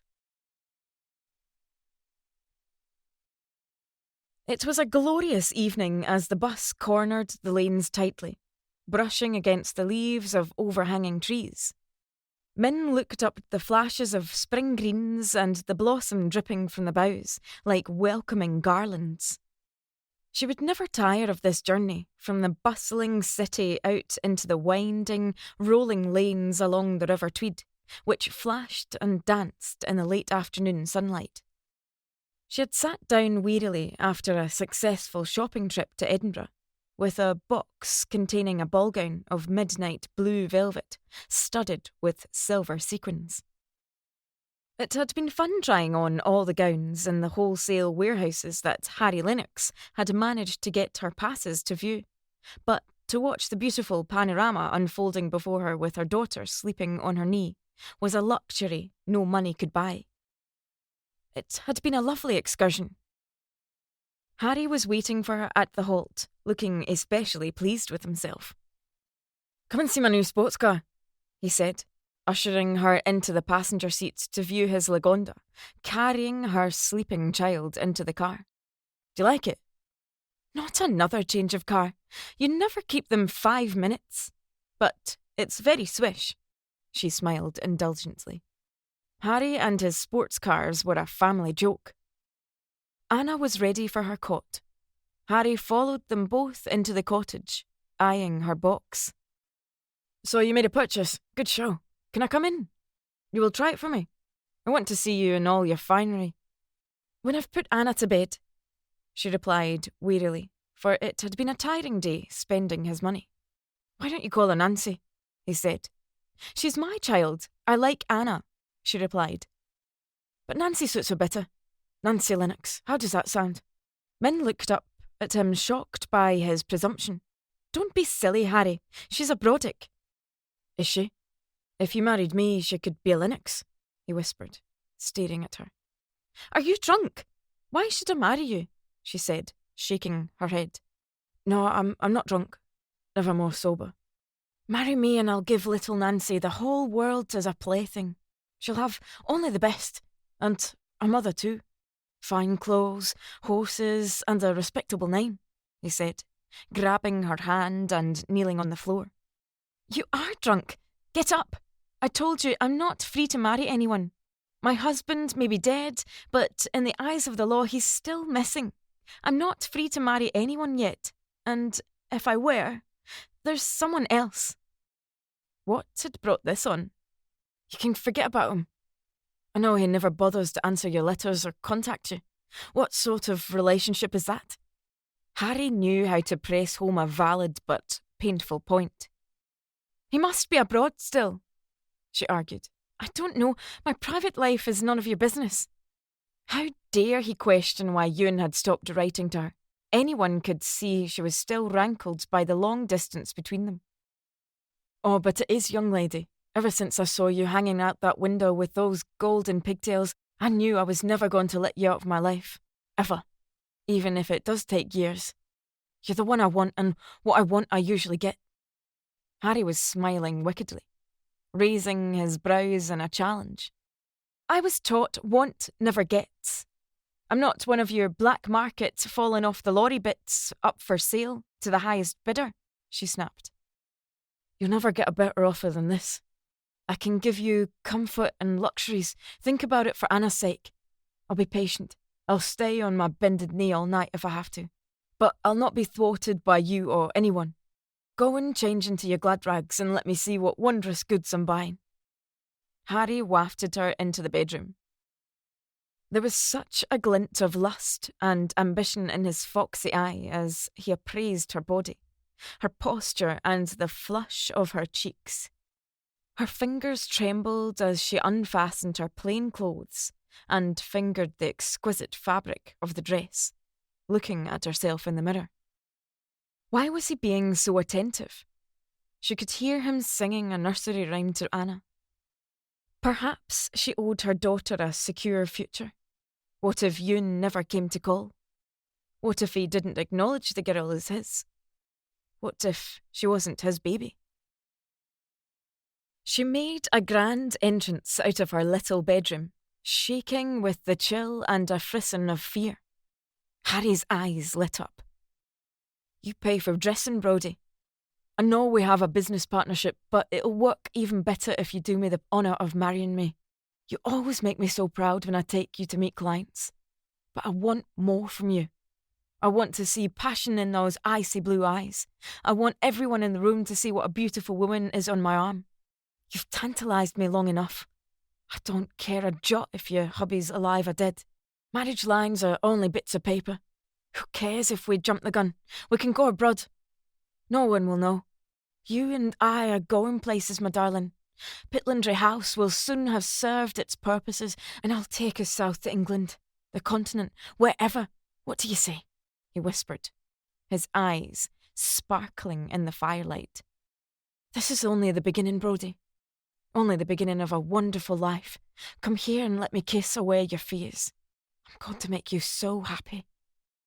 Harry was drawing her ever closer into his perfumed net, reeling her like a fish on a hook into his arms with promises. Promises. She looked around her shabby little room with its pitiful furniture and homespun furnishings. Do you want this for the rest of your life? Do you want Anna to miss out on everything a gentleman's daughter might expect from an indulgent father? Across the yard in the big house, there were acres of space to furnish and all that her heart desired. She looked up at the little figurine shining on the mantelpiece. It stood so forlorn, showing up all the rest of the room with its delicacy. If you say yes to Harry, who knows how many pieces of china you can add to your collection, she thought. As Harry crushed her in his arms, she cried not with joy, but with anger for Ewan. Where are you? Why have you not returned for me? There was no warmth in her lips as she kissed Harry slowly, but he opened her mouth gently at first, pressing expertly enough to arouse a flicker of a response. His eyes glinted brightly, and she knew he was buying her compliance with promises of comfort and security. The part of her that still yearned for Ewan wanted to draw back from this contract, But there was a needier part of her that snatched at this unexpected offer, knowing she was getting a bargain. Harry Lennox was taking her to his bed just as she was, flawed, with a child, from an unpromising background, and asking no questions. He wanted her youthful body, her passion and commitment in return for his protection. Was it wrong to want calmer waters after all the storms of the past years? Here she could be safe among strangers. Here Anna was already happy. Only a fool would turn this offer down. But what if Ewan ever came to collect her? There was no use depending on other people's promises, she sighed. You have to ride the wave. A daughter of the tide must take the tide when it comes, and the tide was turning in her favour for once. You don't love him, cried her heart. But this time she must let common sense be her guide. Harry was offering respectability at long last. A good name, a chance to do good in a district and to give Anna the best chances. He was offering her the Cranach and all those childhood dreams on a china plate. Only a fool would refuse him. This time, she was deciding for herself. So what if some of the friends and acquaintances he encouraged her to entertain were a bit shady, shallow, glittery, constantly on the search for the latest distraction money could buy? Would they ignore her obvious humble background once they were married? Did they even care? Are you marrying Harry for his money? Selling yourself down the river for a cabinet of porcelain, a wardrobe of furs and satins, or to protect Anna? How will I know? She thought. And does it matter?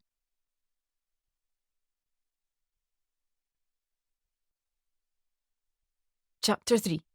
Fetri, 1948.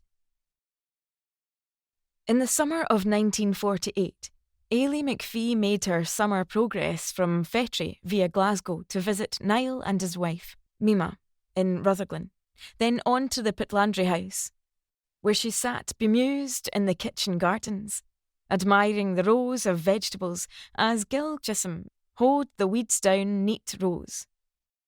The annual holiday visit had always strained, this time not least because Min was in early pregnancy with her second child and felt wretched and tired, and Ailey was full of news from the island. It was such a swish wedding. Factor McCallum's daughter and Ewan Dhu, the minister's son. They went to France on their honeymoon, and now he's back painting pictures at the Cranach, a gay, funny way to earn a living. Mother paused, seeing the look of surprise flit across Min's face. Ewan's mother would turn in her grave to see him dressed like a tramp, and know some minister of the kirk with a dog collar around his neck. Still, you've done better for yourself with Harry. A rising tide lifts all boats, they say. I always hoped you'd make a go of it with the minister's son. But who knows what the Lord has in store for us? Min watched her own mother treating Harry and Anna as if they were minor royalty. Her English was halting and hesitant, and the little girl hung back from her stern face, steel grey hair and plain clothes. When Harry's friends called by, they assumed she was Min's old nanny, and no one told them otherwise. But Min was not proud of this deception. It was when Mother sat in the sunlight, sucking peppermints, that Min noticed how translucent and yellowish was the skin on her face, and her plump legs were now like candlesticks. So thin she had become. Go and see Dr. Murray, she suggested.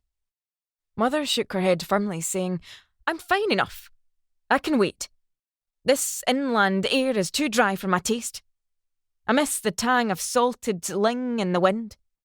My stomach is not used to such fancy foods. The richness of it sticks in my craw. It's time to be away home, Magoy. There was a faraway gaze in her dull eyes, like a dog pining for its own kennel. When the telegram arrived later in the autumn addressed to Mrs. Lennox at Pitlandry House, asking Min to ring Dr. Murray on Fetri urgently, It was not entirely unexpected. "I think you'd better be paying her a call, Mary," said the doctor. "She's no long for this world. The sickness can no longer be contained. She's asking for you to come back home one last time." Should I take Anna from nursery school? Min wondered.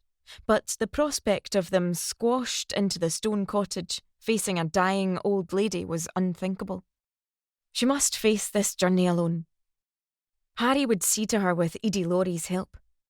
They were settled at Pitlandry now, and the house was being gradually renovated to fit their growing family. Her child needed familiar surroundings when there was sadness in the house. Min was 4 months pregnant by now, still feeling sick and queasy at the thought of a sea voyage, but once summoned, she made every effort to catch the next flight from Abbotssinch Airport near Glasgow, and Harry drove her to the airport in his latest Bentley. She looked down at her wedding ring of white gold, studded with diamonds.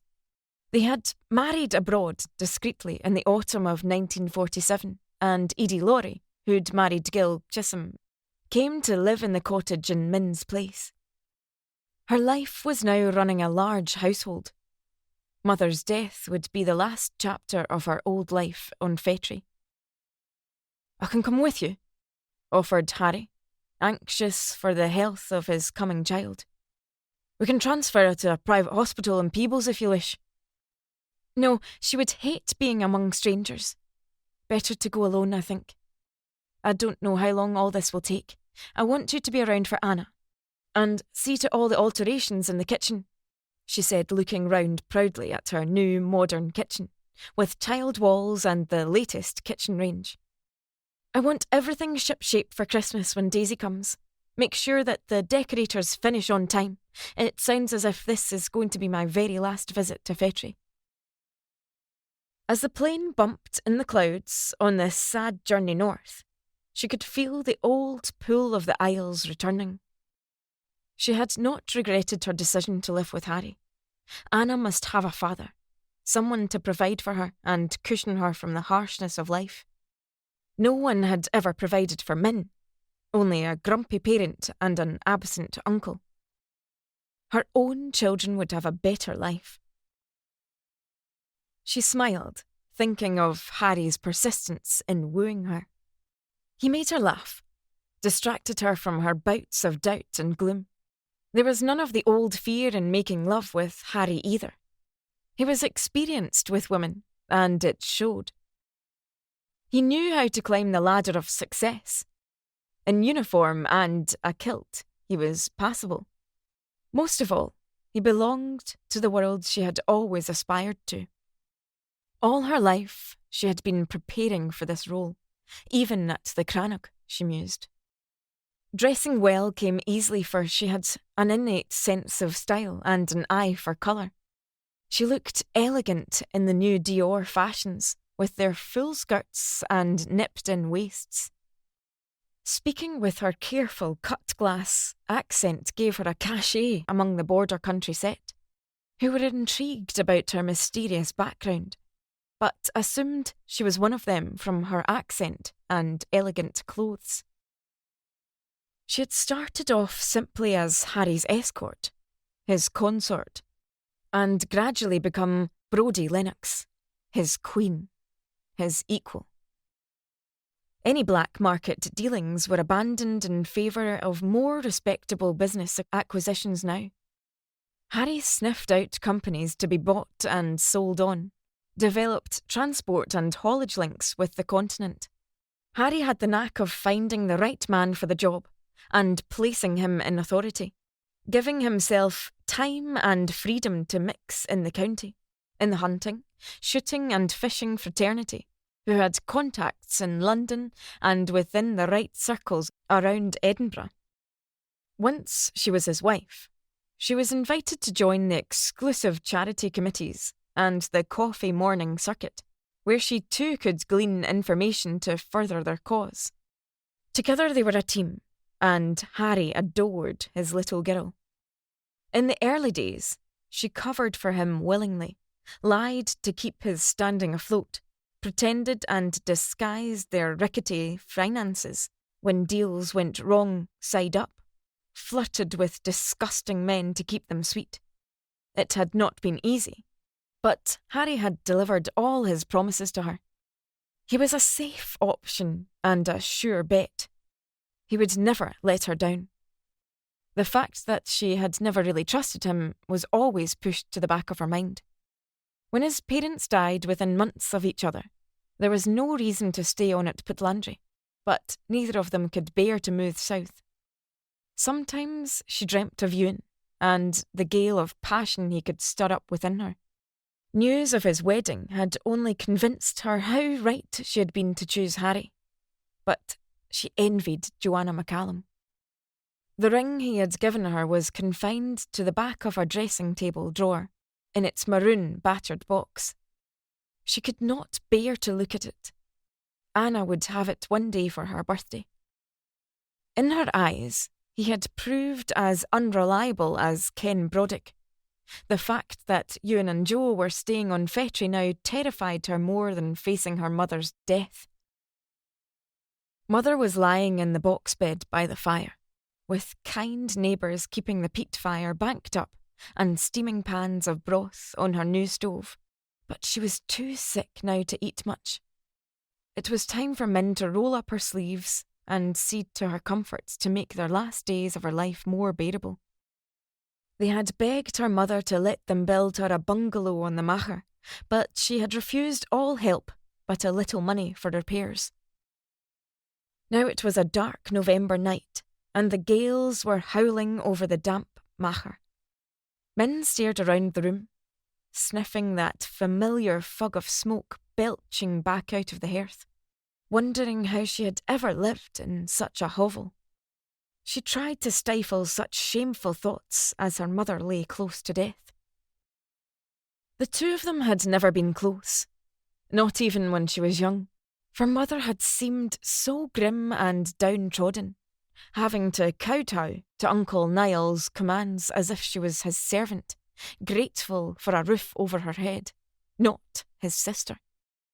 In later years, she had been in awe of Harry and Min's way of life, and an uncomfortable visitor at Pitlandry, but no one could say that her daughter hadn't been dutiful.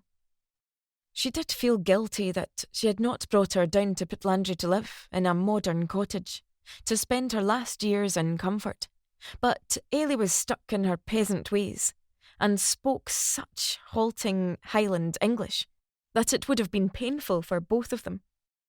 It would never have worked. In her heart, she excused this lack of insistence because she sensed that Mother would have hated to be far from the sea and the people she knew, trapped in an alien land. Sometimes it felt as if she had neglected her mother. All those years of poverty, of coolness and silence for being a bastard child, of no consequence had driven a wedge between them. Now they lived in separate worlds. Now she wanted to cushion her from the pain and the draughts, but it was too late. Come close, Min Mahoy. Don't be weeping for me, but for yoursel. There's something that I'll be shedding from my soul afore I face my Maker, Mother whispered. Wheesht, Mother. The old language came haltingly as Min drew the wooden chair closer to the bed. It's time I spoke the truth to you. Hard have I been on you to protect you from the curses of leaving this island shore. Now I'm after thinking that my task is done if I tell my story once only to you. What troubles you? What secrets are these? She could feel the heat of her cheeks as she thought of her own guilty secrets. What was there more to say on the matter? Closer in, child, so the spirits hovering don't catch my tail. About your father, Ailey gasped. Yes, she replied, hoping to find the truth would be aired at last. It shames me to go to my grave without unburdening the sorry tale of him. Don't get hopes up. The truth is no very edifying. So, who is the mystery man I've lived with all these years? I'd love to know his name. Min bent to hear the whispering lips. It is shaming me that I dinna ken his name. I was in service in Glasgow, a very respectable place in Kelvinside, in the West End. I was sent as a maid at just 15. They were a musical family with this big piano. I had to polish it every day. They said it was one of the last to come down the water afore the Great War, a Winkleman. I can see the letters etched in gold. I had to sit underneath to polish its legs, big, round, curvy legs, fat as a beast. I knew every grain of wood on that wooden beast. I was the tweenie. You know how that is, up and down stairs, a wee dog's body trying to keep out of sight of the mistress, like some sea misty ghost on the stairs. The effort of talking was exhausting her, but she drew a deep breath. One night, there was a concert at the St Andrew's Hall, and the piano man came to tune the beast. Then the man came to practice on our piano, to loosen his fingers on the keys, leaving his finger marks on all my polishing. He made fine music. I'll give him that. I was polishing the legs when he came in and hid under the beast, out of the way, with the bangs and crashes in my ears, deafening me like the crack o' doom. Min had never heard this tale before, and could picture how it was at the Cranach. The house fell silent when they all went to hear him play, and we were made to wait up and see to the fires, and the supper on the return. I sat at yon piano and tried to make it sing for me, but it wouldn't play. Then they came back with the piano man, and there was a fuss, more singing and playing and fizzy wine, and they all said he was the maestro. He patted the beast and said it was a fine instrument and well cared for. Ailey was swallowing, and Min gave her a drip of water from the little funnel cup. I waited until they all went to bed to see to the fire in the music room. He was still pacing up and down, full of wine and praising. I saw he was an older man with a moustache, very tall. I bent down to see to the coal bucket, but he took me by surprise. Min's heart was thumping as she saw the scene in her head, in the half-light of flickering firelight and gas lamps.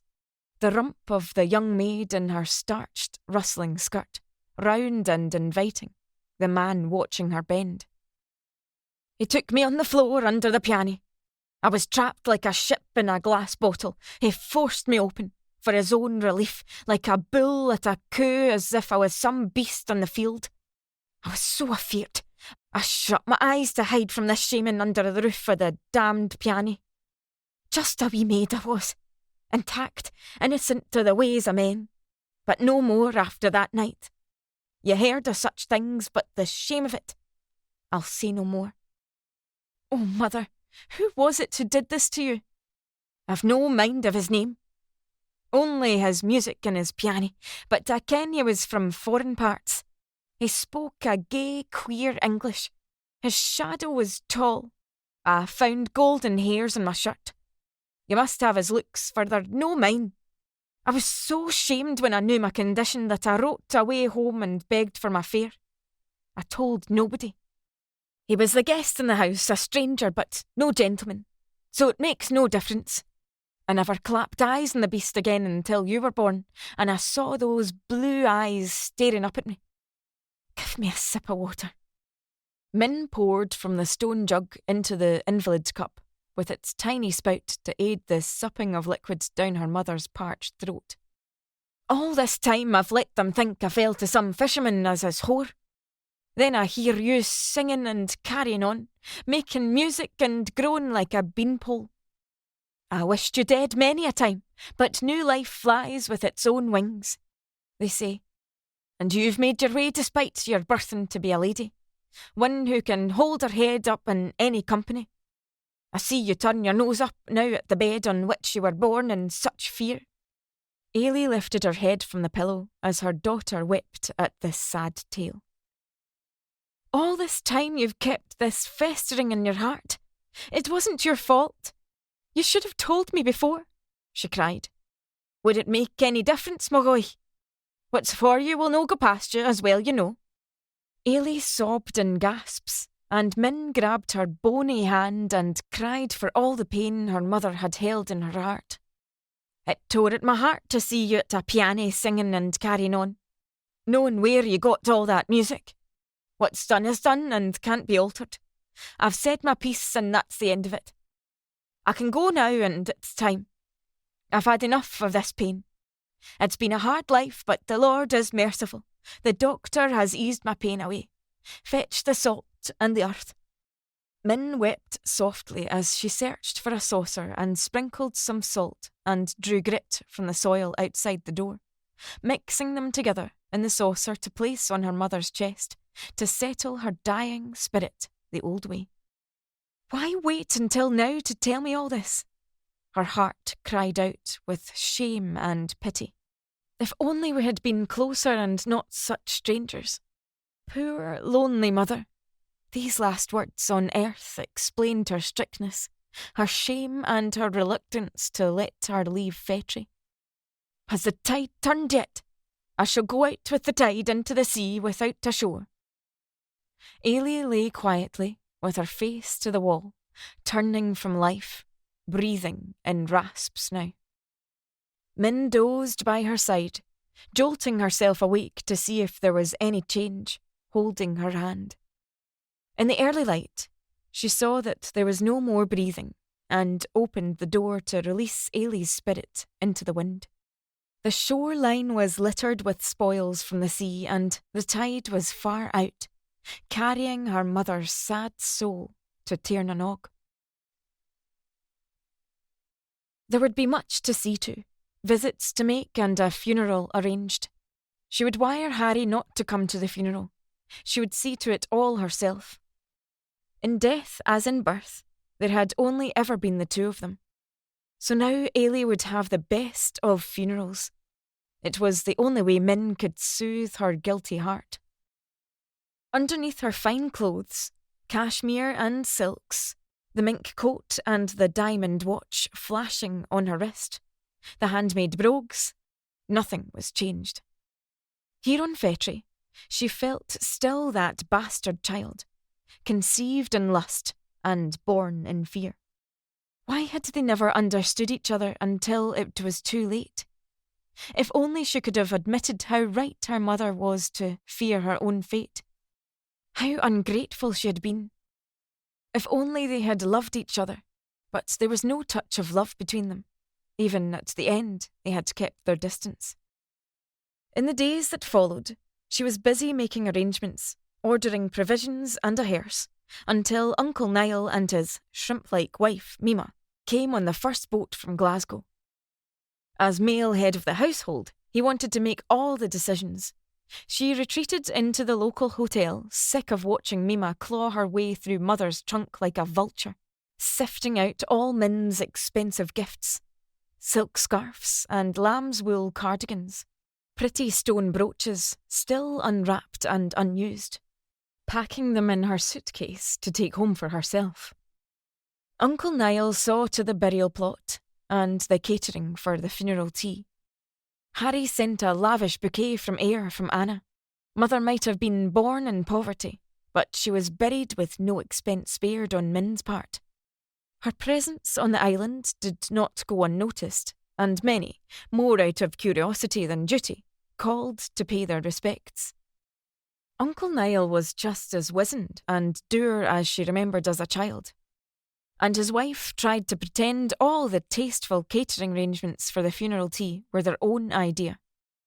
It was easy to slip back into the role of useless girl, but a Lennox woman was not to be ignored. The marble headstone would be finely engraved and erected exactly to her specification. The bed was made up for Uncle Niall, but thankfully they preferred to stay at the local tavern to see his old seafaring shipmates. There was a crumb of comfort in sitting alone with the body until the day the men came for their dram and took the coffin down to Colfetrish kirkyard to be placed next to Grandfather McPhee and his lineup of ancient relatives.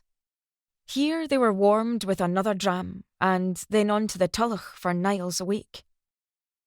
The women in black and grey sat around the croft, sipping tea and cracking to each other at a speed Min was finding hard to follow. Her Gaelic was rusty, but fluent enough to overhear that Yuan Du was back on the island with his wife. Walking along the beach, she bent westward into the wind, humbled by its force, pausing to catch her breath, heart thudding at the news. Fetri was an island of winds that whistled, sang, roared as they pleased. Isle of the Singing Winds, some bard had proclaimed. Now it was screaming into her ears, making them ache. There is danger here. How she needed to escape. The coastal path was tarmacked, where once her bare feet had skipped along the rutted, sandy track, chasing the hens. The narrow lanes still stretched from Colfetrish like arteries pumping the daily gossip from the harbour in carts and traps to the four corners of the island. Nothing was changed. The shimmering outlines of the purple isles across the white sand bay, the roaring tide and waves. Yet, everything was changed. Yuan was here on the island, and she was afraid. Visiting old haunts and looking out at the grey water with aching eyes, she had forgotten how depressing the winter months on Fetri could be. Now she longed for the safe warmth of Putlandri and Anna, the warmth of the kitchen stove, and the chatter of children bickering over toys. She yearned for the satiny quilt of her eiderdown, the eagerness of Harry's embrace. Putlandri was her rightful home, where all things were possible because Harry was generous and careful for them. Ewan McKinnon seemed like some far distant ghost from a half-forgotten past.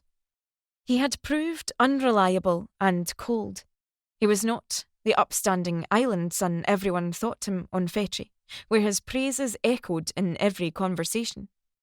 He was cruel and fickle and unreliable, and she never wanted to see him again.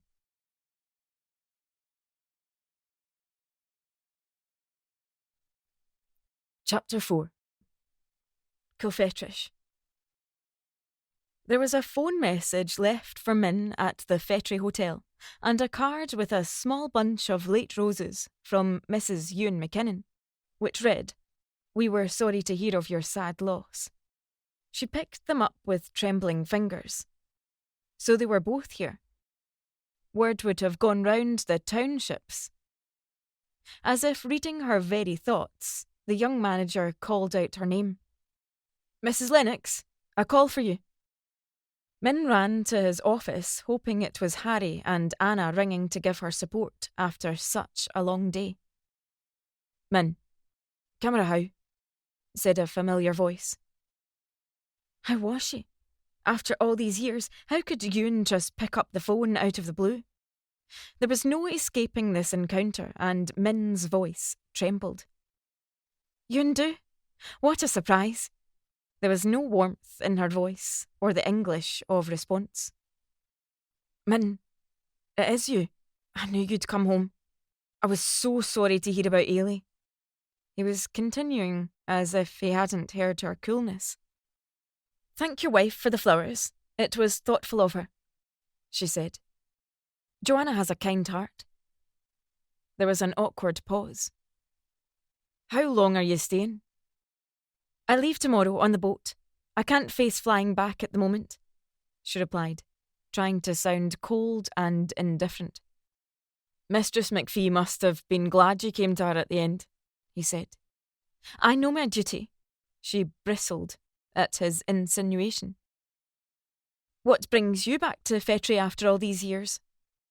"The call of the sea, the turn of the tide, a chance to take stock and think about my work before we're off travelling again. I've always worked better in the open and on the move." "Is Joanna happy to be back?" Min was keeping her voice smooth. "She's resting. We've a child on the way. You know how it is in the early days," he offered. Min patted her own stomach and smiled briefly. "I do indeed. I can hardly keep anything down myself at the moment," she replied. "Are you still in the Borders?" he continued. "Yes, we decided to stay on there. It suits the family," she added. "How many of there are you now?" A little girl and one on the way. We're hoping for a boy this time. She was shaking. Why was he asking these questions? Mr. Lennox must be a proud man. It's a fine spread you have there, Ewan answered. How do you know? You've never been to Pitlandry? Min gasped. What was Ewan hinting at? I have so. I came to see you. There was a deafening silence. Min felt her stomach churning and her legs shaking. When was that? She said, suddenly feeling queasy. Last year, in the spring after that dreadful winter. I was in Europe and missed most of it, but when I found your letter, I sent you a telegram and I came on the next train, he said. I received no telegram from you, not one word. You came up to Pitlandry and I was never told. Who did you see there? Even her voice was trembling now. The chauffeur. He told me all about your pilot and your little girl. Discreetly, of course, he answered, and Min felt the shock waves down her body. She wrapped her fur coat around her to shield herself from this blow. His words were making no sense. What chauffeur? There was no chauffeur then. In fact, I did most of the driving myself, she snapped. He was mending a rather splendid Lagonda, if I recall correctly, a ginger-haired chap. He told me all about your engagement to the Air Force chappie. You're talking double Dutch. Min was shouting down the phone. I was never engaged to a pilot. Who told you this? Harry, the chauffeur. It was he who told me all about the Battle of Britain hero, Roddy Lennox. She could hear the sneer in his voice. There was another silence. I think you've made a mistake, Ewan. Roderick Lennox died in the Great War. Harry is his younger brother. I married Harry eventually when you never came. And did Harry tell you I had a child by his brother too? Oh, God, the bounder. I knew he could bluff, but this, it takes my breath away. Min's voice was trembling as she tried to make herself understood. And you believed him? I wrote to you and waited, but you didn't come. I thought you didn't care. Oh, Ewan, he's cheated us. He must have taken the telegram and waited for you. Then he told a pack of lies, and when I was low, he pounced. He asked me to marry him. The phone line began to crackle. She was trying to grasp what Ewan was saying. Sorry, Min, my timing was always a bit off. I was frightened of getting in the way again like I did with Ken. After Ken's death, do you blame me? I just thought it better to disappear. He took me to the station and saw me off. I fell for his story hook, line and sinker. I thought he was a good chap, going out his way to do me a favour. The only favour Harry ever does is for himself. Oh, Ewan, she pleaded. I can't believe it. You were in Pitlandry and I never knew it, and here's me thinking you didn't care. I never stopped hoping, but I thought you no longer remembered all our promises, she whispered, thinking fast. All the years rolled away, and she could see them together once more alone on the shore. I've always loved you, Ewan. Harry could never make me feel what I felt for you. These years have made no difference, have they? There was no stopping her now. Ewan's voice was shaking as if he had been taken by surprise. But we're both married now, Min. It alters things. Joanna's a good wife to me and there's a baby on the way. I know, and I bet she's not a bit like me, is she? Min answered, shocked at her own desperation. After what we've both heard, we can't just leave it like this, can we? Harry lied and cheated. I owe him nothing. How could he do this to us? Because he loved you and bagged you for himself. He was ruthless, but he's got what he wanted now, said Ewan. And his answer sounded final. She was too angry to let him go. All these years he's let me think ill of you, making it easy for me to give in to him. If I'd known you were still waiting, I'd never have married him. You must believe that, she cried down the phone. But you did marry him, Min, and I thought I was doing what was best for you. He suggested that the Lennoxes could give you all the things I couldn't, so I let you go. It seemed the fairest thing to do after Ken. His shadow has loomed large over our lives. I never want to destroy anyone again. Shush, walls have ears here. If only you'd trusted me. I wrote because I had so much to tell you about us, so many things to explain, she pleaded, pacing up and down and around the phone cord, banging her hand on her head. Where does the baby fit into all this? Or was that another figment of his vivid imagination? Said Ewan. The moment had arrived at last to tell him the truth about Anna. I was coming to her. Oh, Ewan, she's such a beauty. I want to tell you about her, but I want to tell you face to face. Meet me at the beach tomorrow morning. No one will see us. I have to tell you about Anna, she whispered. I'm not sure that's wise, Min. I don't want trouble. It's been over for us a long time now. It can't be over for us. We've something binding us together forever. You have to understand about Anna. I want to explain it all. Surely you still feel something for me deep down. Please, for Auld Lang Syne, she pleaded. You're distraught. It's your mother's death affecting you. Once we walk down the road, there's no saying where it will end. In tears and guilt like the last time. Or have you forgotten? His voice was trembling too. You sound so hard and cruel. It wasn't my fault Harry messed up our reunion. My head is bursting with regrets. You've no idea what the past few days have dredged up for me. And now this, she pleaded. Just come to our try tomorrow morning, please. But if you truly wanted me, Min, you'd have kept on waiting and turned the Lennox fellow down.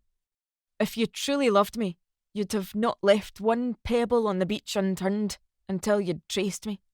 I think that Harry's offer was always too good to turn down. Look at you. It is said you are a lady now with fine furs, a queen on the island. It's been noticed, girl, how you never brought your daughter to see your mother, but kept away for fear of getting her shoes muddy. There are many eyes and ears on Fetchy who will be telling the truth and shaming the devil. You took Harry's offer as you took poor Ken Broddick's offer. I realised a long time ago that you and I were not meant to be. He paused. Perhaps it's our punishment for what we did to Ken. There's no going back to the way we were. We've both changed. Joanna is a good friend and I won't betray her loyalty, however many promises you and I made in the past, Min. But it's not fair. I waited when you went missing. I waited for you after the war, she argued. Not for long enough. You've always liked your comforts, and the temptation of an easy life was just too much. So go back and enjoy all your comforts. It'll make this disappointment more bearable, he sneered. How could Ewan be saying these words? Go to hell, Ewan do, you black heart. Why did you ring me then? Was it just to taunt me with all of this? It's not fair. Min was sulking, her lips pouting into a tight ball. She could hear the laughter in his voice. If you could see how you're sounding, it would not be a pretty sight, Minnie McPhee. You made your choices and we've all got to live with them, as best we can. Go back to Harry the chauffeur and wring his neck or squeeze him dry. It's far too late for us now. But I have to tell you about Anna. Min was screaming down the phone. Come to the beach tomorrow, she ordered, but the phone had gone dead. How could that man say such things? Insult her with such venom when her mother was not cold in her grave? Where there was hate, there was also love, she mused. Perhaps he was as shocked and stunned by her presence on the island as she was by his. He wanted her to flee from its shores, but she was going to go to the beach for Auld Lang Syne, and he would come. She tossed in her narrow bed, listening to the sound of waves pounding on the shingle. He must come. What they had to say to each other must be said face to face. Ewan was no coward. He would come and she would feel his arms around her once more and the scent of his breath. This was their special island, and he had always belonged to her here. She ate no breakfast and walked along the coastal path in the wind and the rain. Her shoes were soaking in the boggy macher, but Min drew strength from fresh air. It was a longer walk than she recalled, and she was tiring, but she could have made her way blindfold. Such was her confidence that he would be waiting there once more. Beach of the Singing Winds was calling them both, carrying their old loving promises across the air into the ocean. Today Ewan would hear the truth at last, and they could begin afresh, putting all the past misunderstandings and mistakes behind them. She could hardly wait to see his handsome face, and he would see how sleek and smart she was, how well dressed in a cashmere suit and furs, how grown up she now was. She waited on the sand by the edge of the sea, watching the roaring waves and listening to the howl of the wind through the rocks. She waited by the iron gate onto the Macha and found the boulders where they had first made love. She waited and waited until she knew it was time to walk back for her luggage, but still Ewan did not come. Later, as she hung over the rail of the steamer, chugging out of Colfetrish harbour to plough its way back to Oban in the choppy winter sea, she wept. The seagulls screeched overhead as the islanders waved off the boat in time-honoured fashion. There was no one to see her humiliating departure. There was no one left who cared if she ever returned.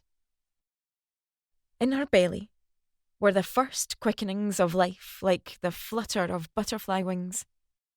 New life flies with its own wings, Mother had once said ruefully, but she would be carrying this child now with little joy.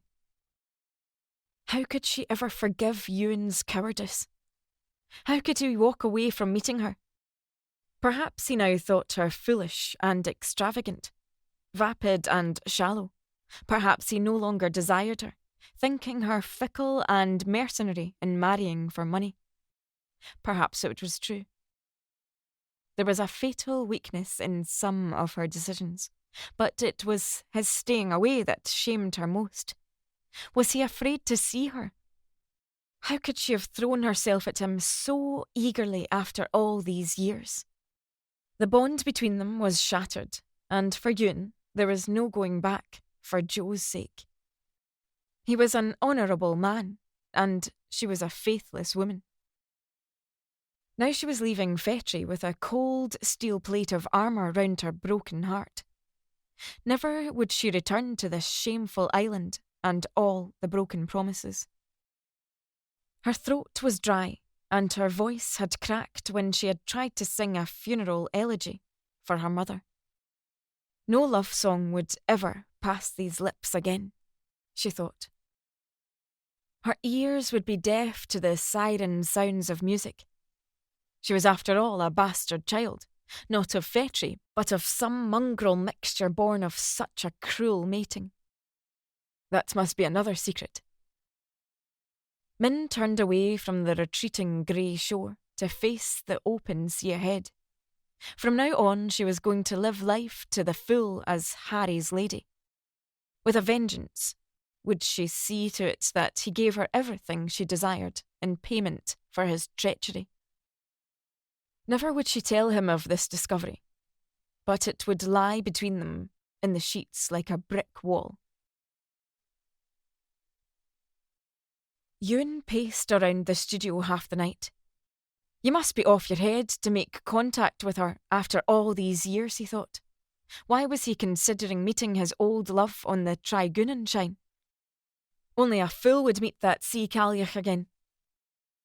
He was ashamed of his outburst over the telephone, words spoken in anger to a woman still in the throes of grief.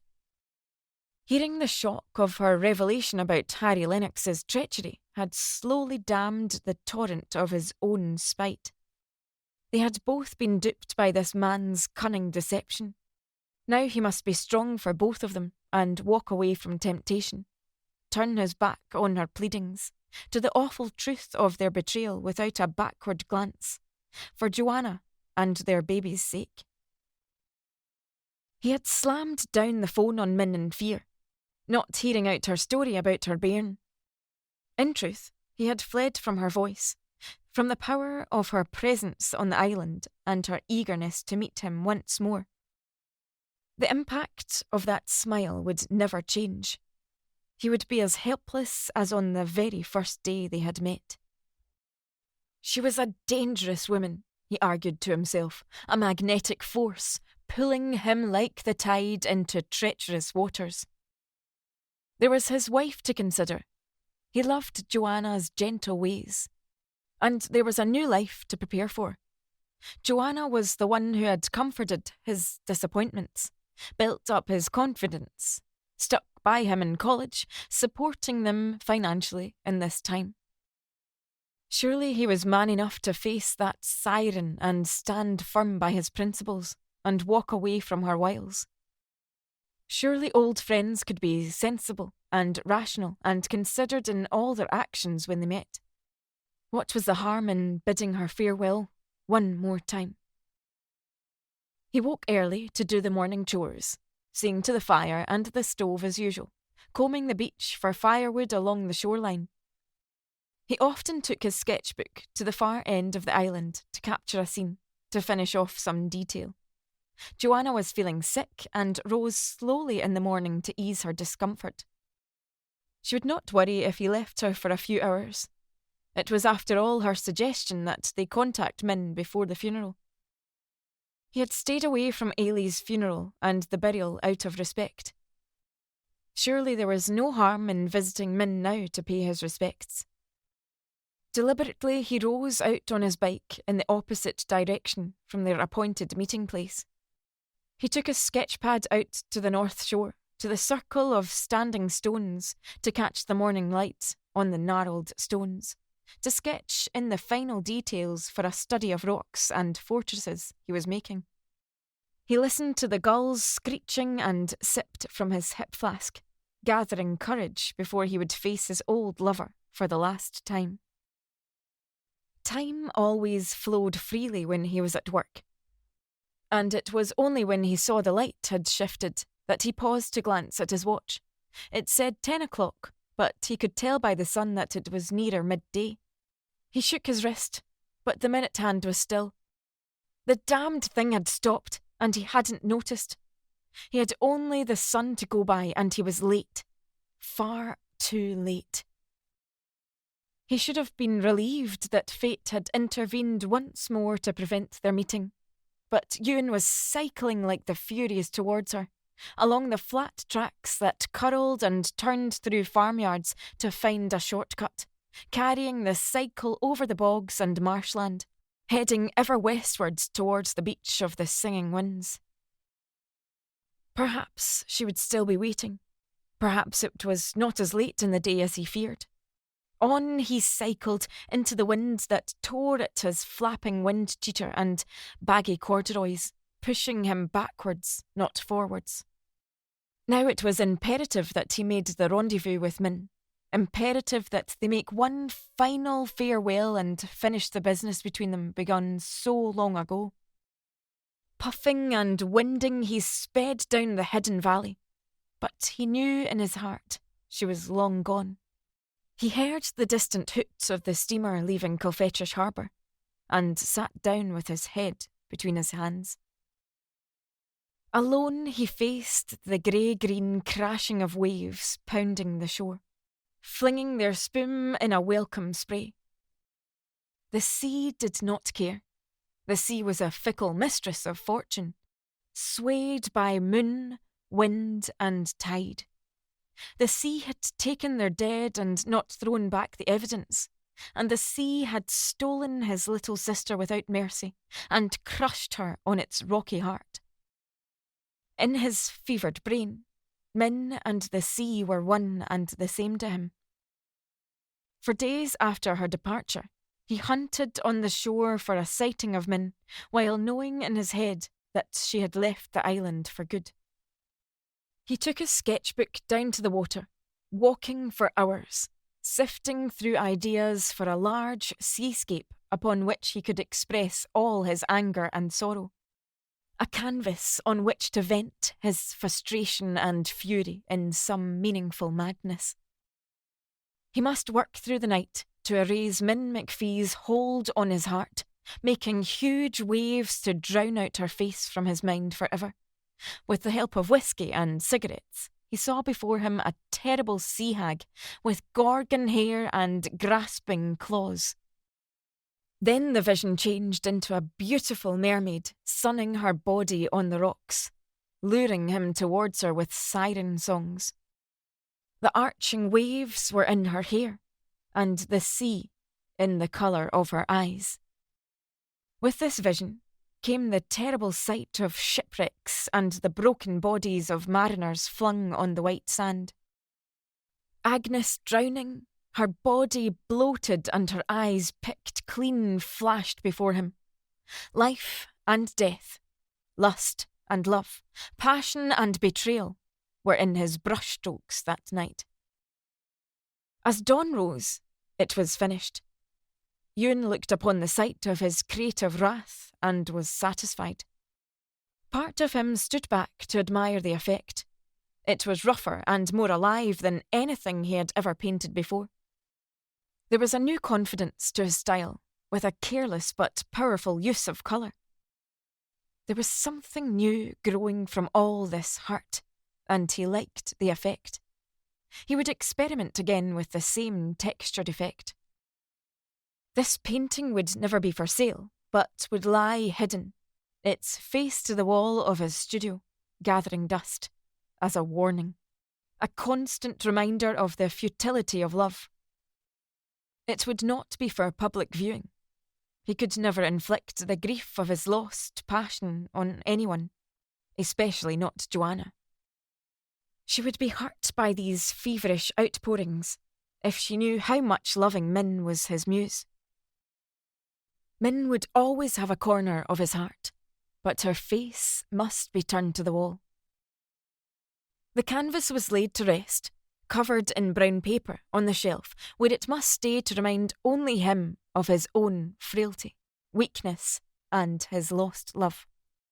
It was signed and dated. The title was scribbled on the back of the canvas. Try Gunenschein, Beach of the Singing Winds, 1948. This canvas would be the firstborn of his grieving, and Ewan would insist that after his death, it must be burnt and the ashes scattered with his own at sea. Perhaps now he would find some peace.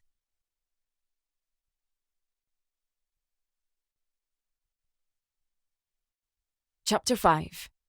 Pitlandry, 1950. You ought to be doing something with that voice of yours, Mistress Lennox, whispered the choirmaster, Archie Carswell, after the rehearsal in Pitlandry Parish Church. It's far too good for this wee choir. I know someone in Edinburgh who'd love to take you on. It's a solo voice, a Kathleen Ferrier voice, lying undiscovered in this backwater, he sighed. There was much talk about the discovery of this Lancashire woman whose prodigious talent was taking the operatic world by storm. Thank you. That's most kind of you, but no thank you, Archie. Coming to the choir each week suits me fine. What would I want with singing lessons? Min brushed off his compliments with a wary smile. With respect, I disagree, Archie argued.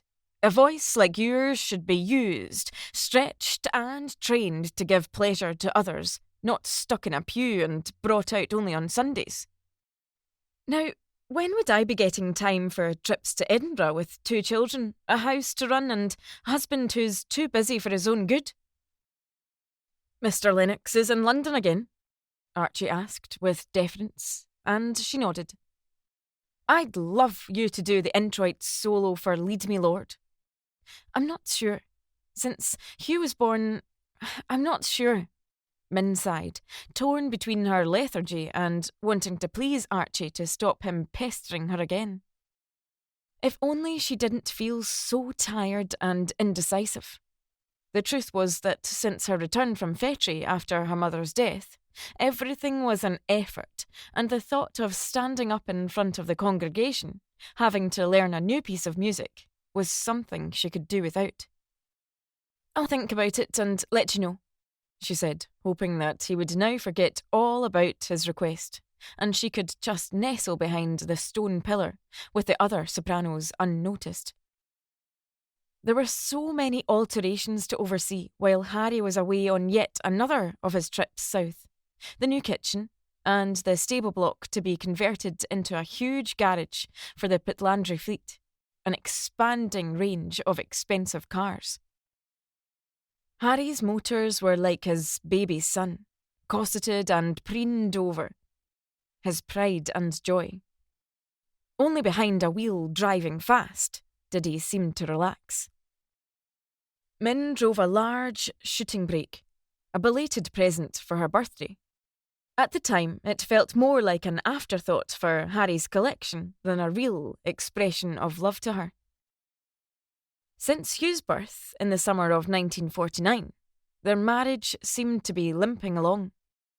The birth of a son was the pinnacle of success for Harry, but Min felt so lethargic and depressed, unable to snap out of the doldrums, uninterested in the growing success of the Lennox Corporation.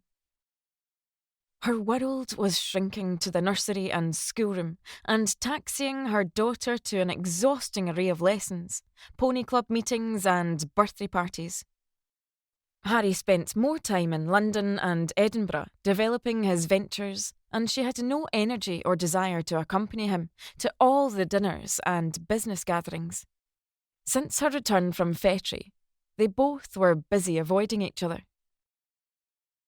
The doctor had suggested she took herself off abroad into the sun to lift her spirits. But the thought of being stranded on some foreign beach seemed more effort than it was worth. Since that fateful return from Mother's funeral, it was as if the two of them inhabited separate worlds now. She and the children lived in the Borders, and Harry joined them at weekends for parties, balls, and hunting in the season. Outwardly, nothing had changed. Inwardly, she was in turmoil. They were seldom alone, for there was always some business visitor dragged up north to sample the splendours of Pitlandry hospitality and some good shooting. Harry would stay up late at these boozy functions, with the sort of businessman who bored Min rigid. Then he would stagger home legless at dawn, sleeping in his dressing room so as not to disturb her fitful sleep. Life went on at Pitlandry House at its own pace, in tune with the seasons. She never tired of its woodland beauty. She found she relaxed best helping Gil Chisholm in the vegetable garden, digging over the fine tilth, planting out and planning new borders. Alone in the enclosed world of their kitchen garden, there was no time to brood while Hugh sat in the bucket pram, as had his sister before him, throwing his toys out onto the path for her to retrieve. He was the image of his father, with foxy hair and bright eyes, and she adored his chubby arms around her neck. Anna was growing fast and about to start in the village school.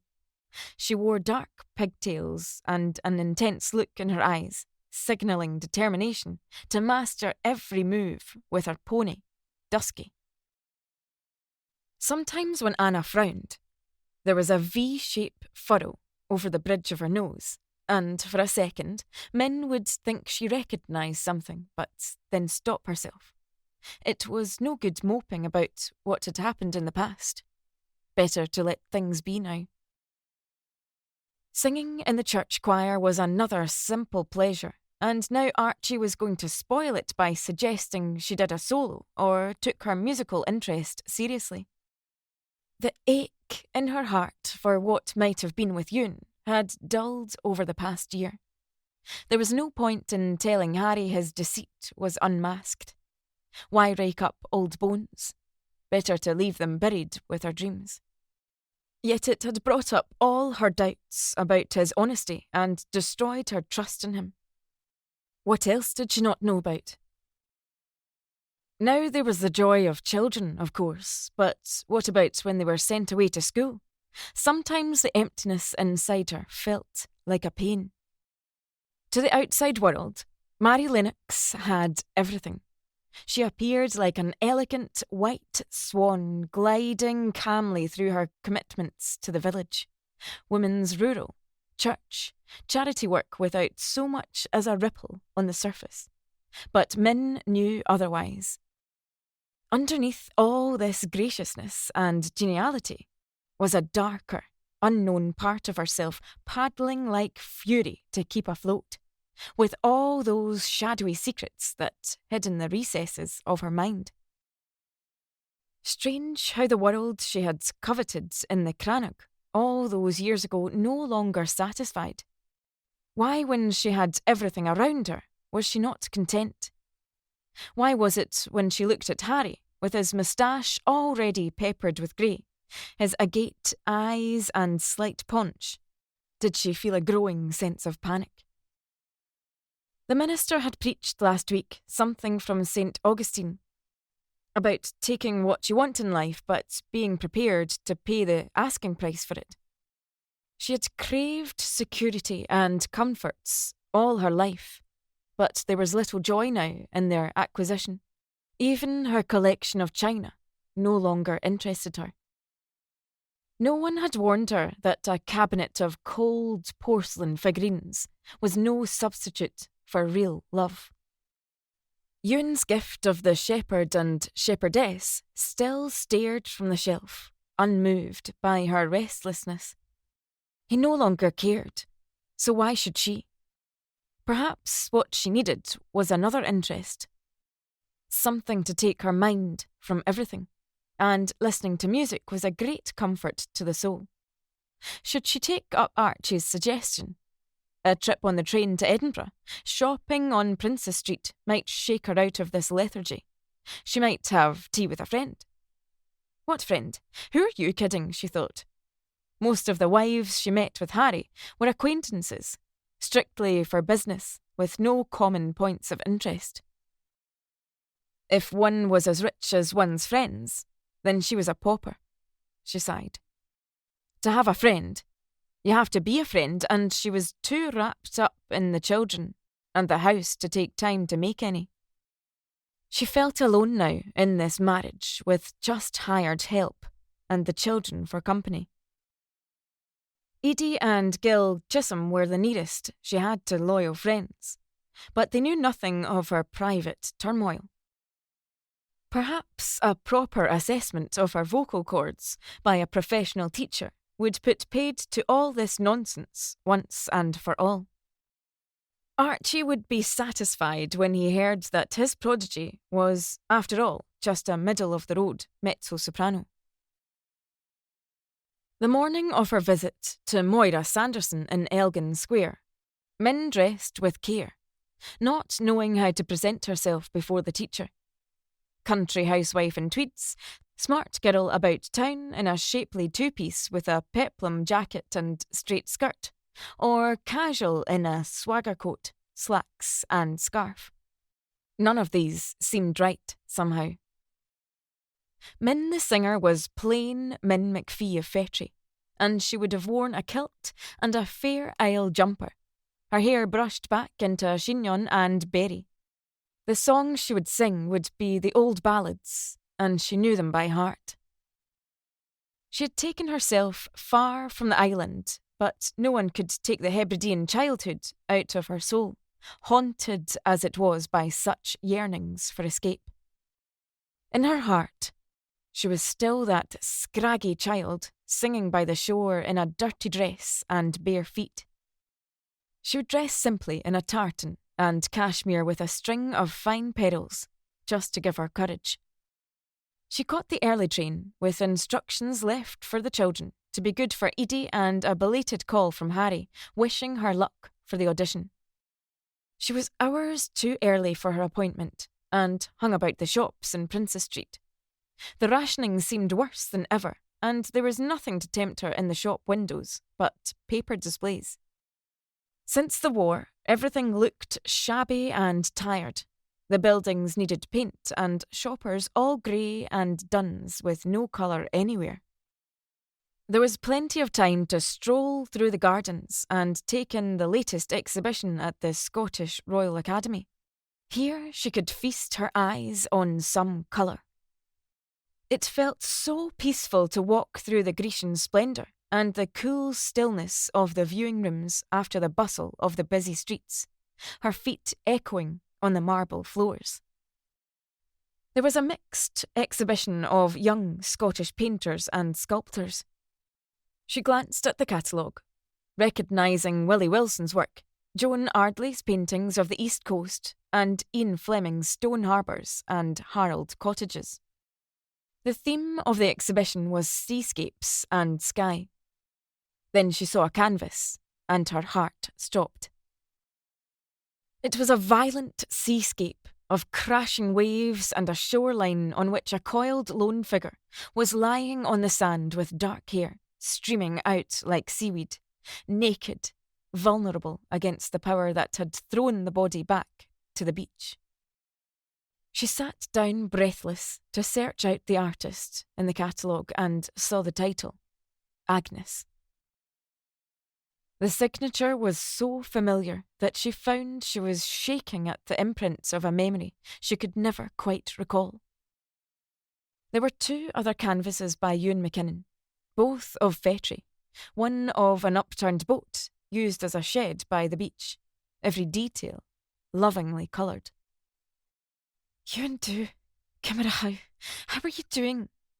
Can I never be free of you? Her heart cried as she sat transfixed by the oils, feeling the island tugging at her heart again. How can she be living so far from the sea? His pain and anger were in that canvas. Here were the rich blues and greens and greys, the white sands and all the colours she missed. She could feel the island's breath on the salt air, taste the smoky tangle of shingle and rocks as she sat lost in time and memories, until jolted back by her watch. It was time to run now to find the house and the stranger who would listen to her singing. Her throat was dry with emotion. How could she sing after such a shock? It was impolite not to turn up, but if only she could catch the first train home and forget those haunting images. Moira Sanderson was tall and elegant in a jersey wool dress that emphasised her willowy shape, not at all the teacher that Min was expecting. By the time she found Elgin Square, she was breathless and pink. "I'm sorry I'm late. I went to the exhibition and sort of lost track of time. I do apologise," said Min, aware that her hair was sprouting out of its chignon and her cheeks were aflame. "Sit down and tell me a little about yourself, Mrs. Lennox." "Archie tells me you have a voice worth hearing," the teacher said, ushering her into a large drawing room with a grand piano in the corner. "I can't sing now. I've had a shock," she replied, feeling the tears rising in her eyes. "Forgive me, I had a baby last year and I've not been myself. I greet at the slightest thing and I hate to be late. This is a terrible mistake. I'm sorry to waste your time," she said, rising to leave. "Please excuse me." "I'll be the judge of that. Sit down and take some deep breaths. There's plenty of time to sing, but tell me more about you. I see you're wearing tartan." "Which one?" said Moira, sitting down, unperturbed by Min's anxiety. "It's McPhee, my mother's family. I'm from Fetri. I never knew my father," she said, aware of the big piano and her mother's last words, feeling it was better to leave her history at that. "I sang a little as a child. I like music, any sort of music, but I've no training." "You sang in the Maud?" Moira asked. "No, I'm ashamed to say." How could she explain that the likes of her never were entered into a competition? "Then sing me something you'd have sung then, in the Gaelic," the teacher asked. "I can't remember. I brought some ballads," she offered, half-heartedly, pulling out a few scores from her shopping bag. "Sing me something you would have sung as a child. Anything will do. A lullaby, a walking song. Come on, don't get upset. You've had a shock. Sing me something that tells me how you're feeling." The teacher was trying to coax the music out of her. It was not going to be easy. Min stood up and looked out across the beautiful square and the grand houses opposite. It was a city landscape of grey stones and porticos. She thought about Yoon's pictures hanging in the gallery. He was an important artist now.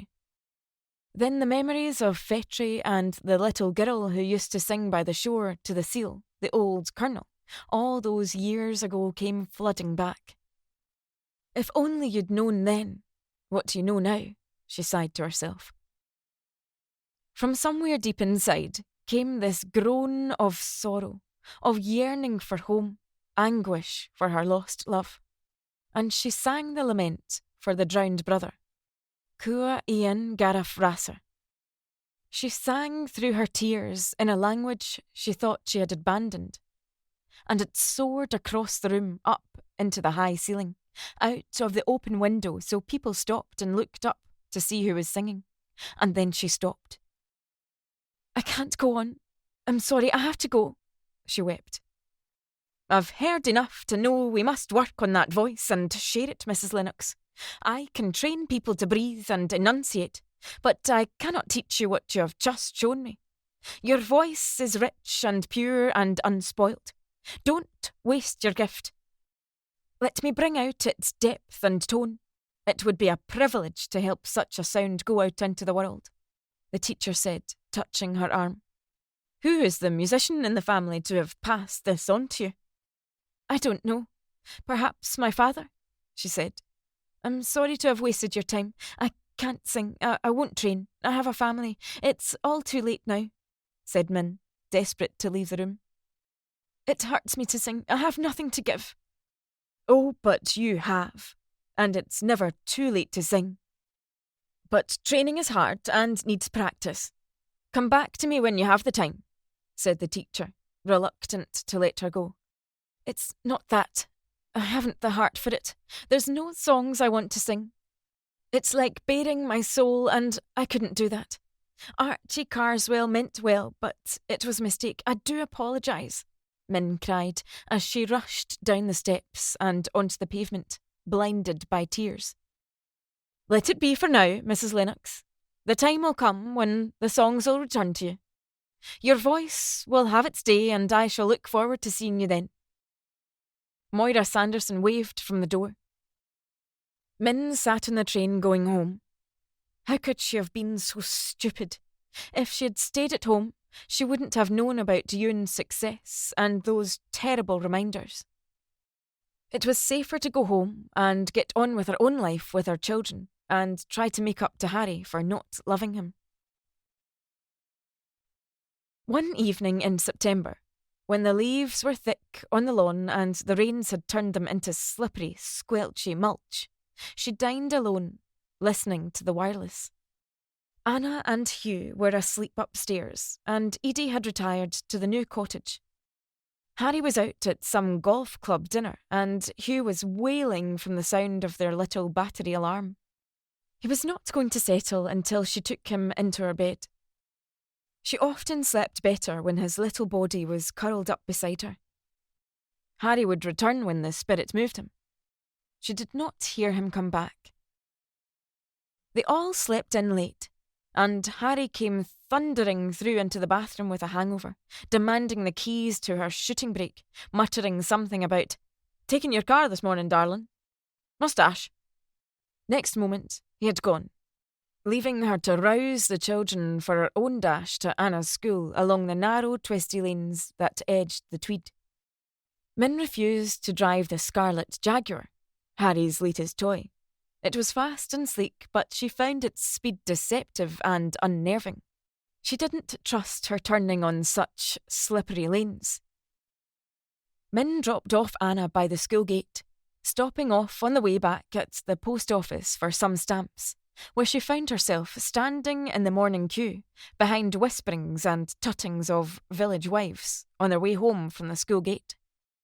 "Good morning, Mrs. Lennox. Fine the day." They turned to acknowledge her, but carried on with their gossiping. She was used to being treated politely and kept at a distance, but the shop was full of the dramas of some road accident, and voices were loud with anxiety. "Shame about the 'prentice boy," Knocked right off his bike in the early hours. He's away to the big hospital. The bism didna even stop. Terrible, isn't it, Mistress Lennox? Yon lad works in the mill, home frae his shift on his bicycle.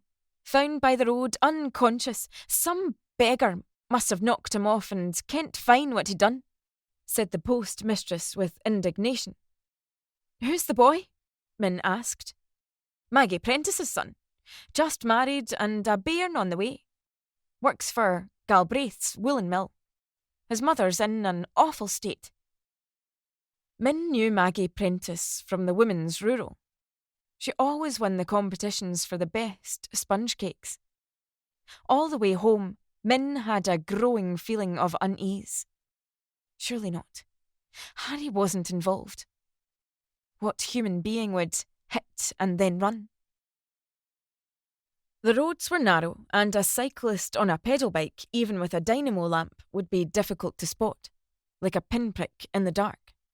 She found herself making excuses for why somebody might not stop to see what they had hit in the darkness, unless...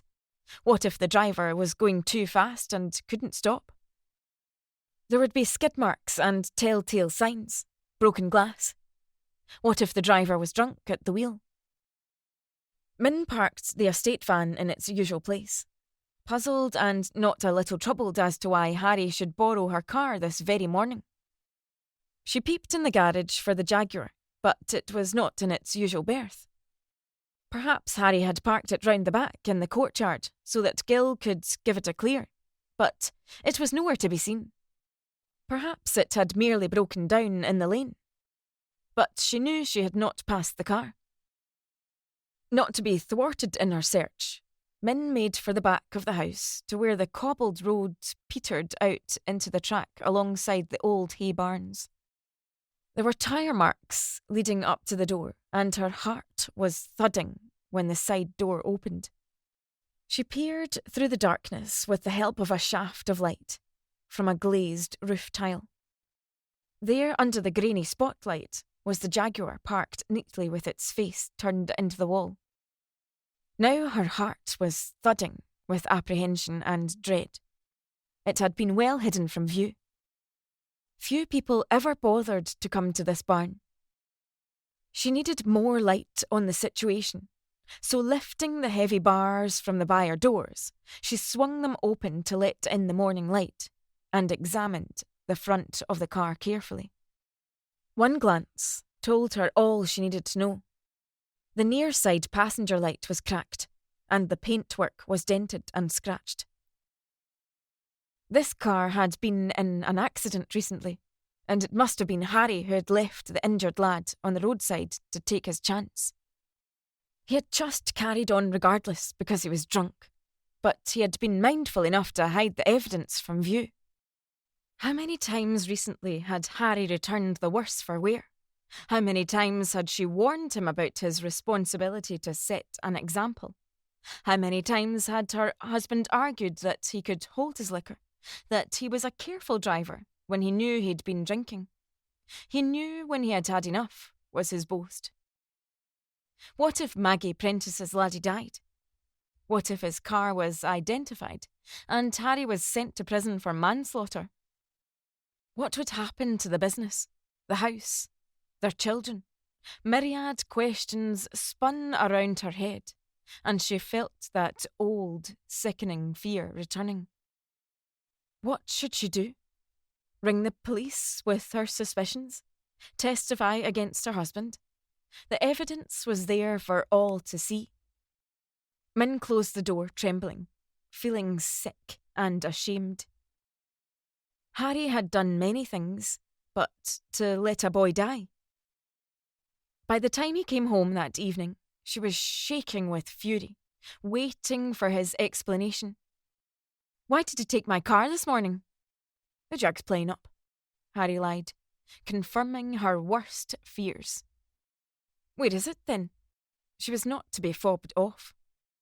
It's in the garage for repairs, he snapped, his hand already stretching out for the whiskey decanter. No, it's not, you liar. How come it's hidden in the far byre with a broken light and dents? Did you knock Maggie Prentice's boy down this morning? She screamed, pulling the glass out of his hand and smashing it on the floor. What on earth are you talking about? Look at the mess you've made, Harry bluffed. You know exactly what I'm talking about. Did you knock a man off his bike in the small hours and leave him for dead? She said with ice in her voice. Keep your voice down, the children will hear. There was a bump. I hit a rabbit, that's all, Harry whispered. Did you stop to find out? No, you were way too drunk and you swerved and sped on your merry way. It was Maggie Prentice's boy and he's in hospital. For all I know, he may be dead. Everyone knows how fast you drive, as if you own the road. You were drunk. You're always drunk these days. Min spat out her words. And whose fault's that? There's precious little to come home for these days. Not since Hugh was born, Harry snapped back. You turn your back on me every night. Go on, blame me, change the subject. Did you hit the cyclist? Min persisted. I don't know. I saw the damage when I got back. I didn't stop, but I was afraid. If I lose my licence, how can I do business? He whined. And she could see for the first time he was owning his crime. Away with you. You can afford to hire 10 chauffeurs if you need to. You have to report the accident to the police and cut down your drinking sprees. You have to stay home and be a responsible citizen. Take responsibility for your actions.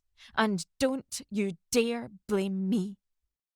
Min was furious. Her eyes flashed icily at her husband. You disgust me, leaving a young man to die on the road. He's not dead, Harry croaked. I rang the ambulance from the call box as soon as I realised what had happened, if you must know. He's got a broken leg and concussion. He landed in the ditch and it broke his fall, thank God. Min paced the floor, speechless at his confession.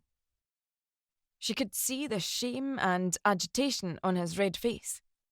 The veins on his nose were standing out. This was her husband, a liar, a cheat, a coward, a weak man who drank too much, and she hated him. So, what are we going to do about it? I don't know. You must own up to it at once. Claim you think you hit something last night. The longer you leave it, the worse it looks, she pleaded. What if I have to go to court? He argued. That's the least of your worries. You must apologise to the Prentice family. Make it up to the couple. Say you were tired and half asleep after a long drive and you didn't realise. Please, Harry. It's the only way to square it with honour. Do you really think so? Don't be naive. It's already far too late to report the accident. It looks bad. Better to say nothing. I can make it up to Donny Prentice in my own way. Just leave it at that. I've learnt my lesson. Well, if you won't, I will, Min replied, her voice trembling as she made for the telephone. Harry grabbed her arm roughly. Let it be. You can't testify against me. Just hold on and think it all through. It has implications for you and the kids if I'm sent down. I promise that I'll never drink and drive again. Min turned and glared at him. Look, you've got to trust me.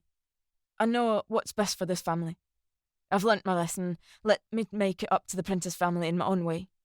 There's no permanent harm done. It's just a little fall from a bike. His lights were faulty, I'm sure, Harry argued. How can I trust you, Harry Lennox? Everything you've ever done has been a lie. And worst of all, I'm stuck here because of your lies, she answered, suddenly feeling strong. What on earth do you mean by that? He looked like a little boy trying to fake his lying. Who was it that told Ewan McKinnon that I was about to marry Roddy Lennox and that my love child was his?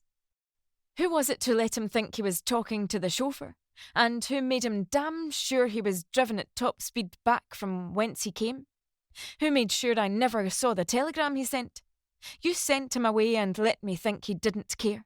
How can I ever trust you after that? She said, turning away to stoke the fire. That was a long time ago. You were unhappy.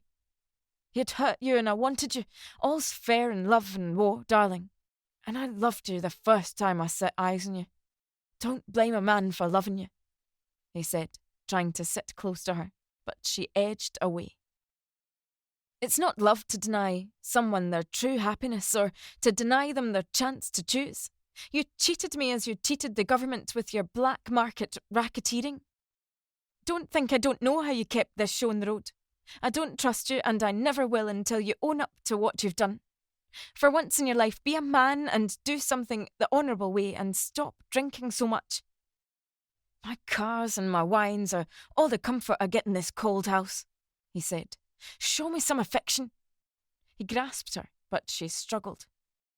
Not now. Not until I'm sure you mean what you say, she said, standing up. I'm tired and I want to sleep alone. The rest is up to you. In the days that followed the accident, Min picked up the phone and dropped it many times. She watched for a blue police car coming up the drive, bringing a summons to their door. But as the days turned into weeks, nothing happened. Donnie Prentice came home, on crutches, to the arrival of a brand new bicycle, presented by the Pitlandry Men's Forum, whose president just happened to be Harry Lennox. Min recognised her husband's handiwork in the gesture. They maintained the usual outward appearances of unity for the children's sake, but Min had never felt so utterly alone or ashamed of her own cowardice. She could no longer live this lie, cushioning her misery with fine clothes, furniture and collectibles. This marriage was a sham. Even their wedding certificate was not worth the paper it was written on, since Ken Broderick was still officially declared missing. Did that make Hugh a bastard, like herself? She couldn't stand for him to bear that stigma. How would she ever learn to lead a single life or trust in her own decisions? Would Harry go on supporting them?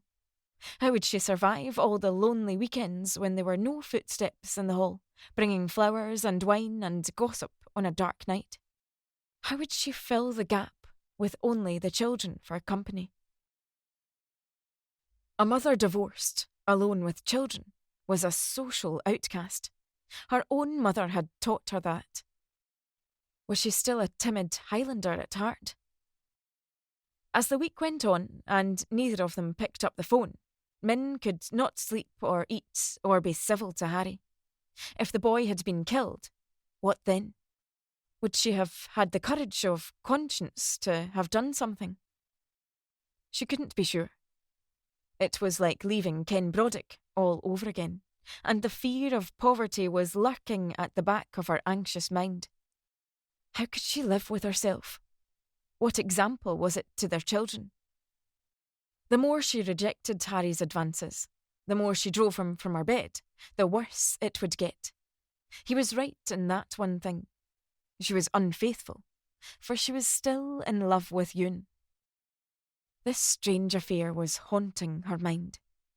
It was the worst betrayal of all, which would wound Harry all his life. An affair of the mind that never ended because it was never properly fulfilled, she mused. She had tried to put Ewan out of her mind, living this insular life, distracted by theatre, music, fine art and family. There was no time to think about lost love if she was busy with the children or being entertained. Yet, in the early hours, in the twilight between waking and sleep, night and morning, when she was so vulnerable, he came to her, the dark man of her dreams. In the dream, she ran towards him with longing, calling his name into the wind. Catcha veil Uradol. Where are you going? But the grey hair thickened, screening his face from sight. Then she woke with tears streaming down her face, a stab of pain in her gut, and the realisation that her marriage was a bed of sorrows, a bed of thorns, and it couldn't go on. Min rose early and began to pack. They would need warm clothes.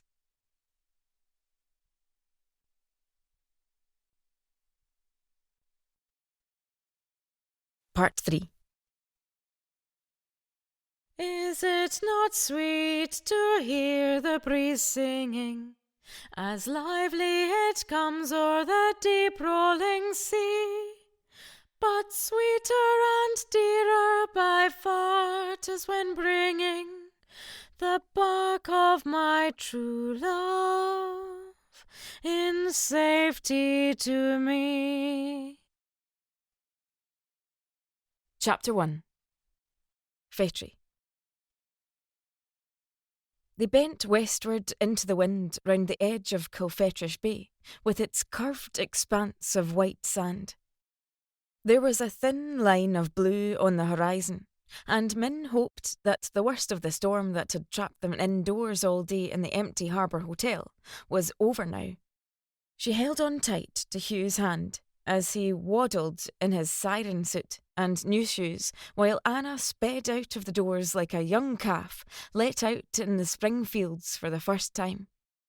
It was a world of wonder for a child to run free on an empty beach, staring up at the neat thatched cottages and pointing to the roofs netted and roped with stone weights against the gales that had lashed the coast since their sudden arrival 2 days ago.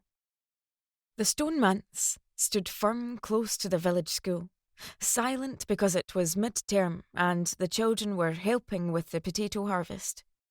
Older, familiar faces passed them by, glancing in their direction, curious but polite. Their names tumbled out of her memory, and she nodded back. Soon it would be round the island that Minnie McPhee was back for a visit with her children. A gay, strange time to take a holiday, tongues would wag. Was it a holiday, an impulsive break away from the strain of the past weeks? Or was she fleeing from a stale marriage and Harry's weakness? She didn't know and didn't care. It was enough just to sniff the wind and such familiar scents, a tangle of clover and thyme, salt and seaweed. There were terns diving overhead, lapwings chewitting in protest, and the kittiwakes soared as she carried Hugh down from the coastal path, across the wet macher towards the rocky outcrop close to a ruined harbour. From the pasture and track, they were turning from modern times to more ancient territory, where the past was harder to ignore. Here tramped the Duke's men to clear the land for sheep, and pushed her poor forebears to subsist on the shoreline. Here the sons of Fétri boarded men of war, pressed into service, never to return. Here the bodies of luckless mariners were carried shoulder high for burial, up the old gangway encrusted now with barnacles. It was as if her sturdy brogues footed themselves to this shore. "Come away from the water!" she cried out as Anna raced ahead. The girl turned and gave her such a look of defiance it shocked her. She darted across the rocks, muffled in her thick coat and woolly hat like a rubber ball. Hugh strained at the leash to follow her, struggling out of Min's grip, wriggling. "It's time to find Granny's house," Min shouted. "First to see it is king of the castle." Anna turned, curious, making her way back as they trod gingerly across damp boggy grass, avoiding the steaming cowpats and cattle and the dips where in summer the yellow flag iris bent to the force of Colfetrish Bay. Why had she never brought Anna when her mother was alive? Why did she wait until there was no one here to greet them to ask Uncle Niall for the loan of the cottage for a week or two? She had written to him asking if they could stay on Fétri, not waiting for his reply. The key would be where it always was, hung on the hook in the old byre. Here no one had need to lock their door. There was no public crimes, just the odd misdemeanour, a bit of drunkenness and a few secret lusts that were held in check by the Kirk elders.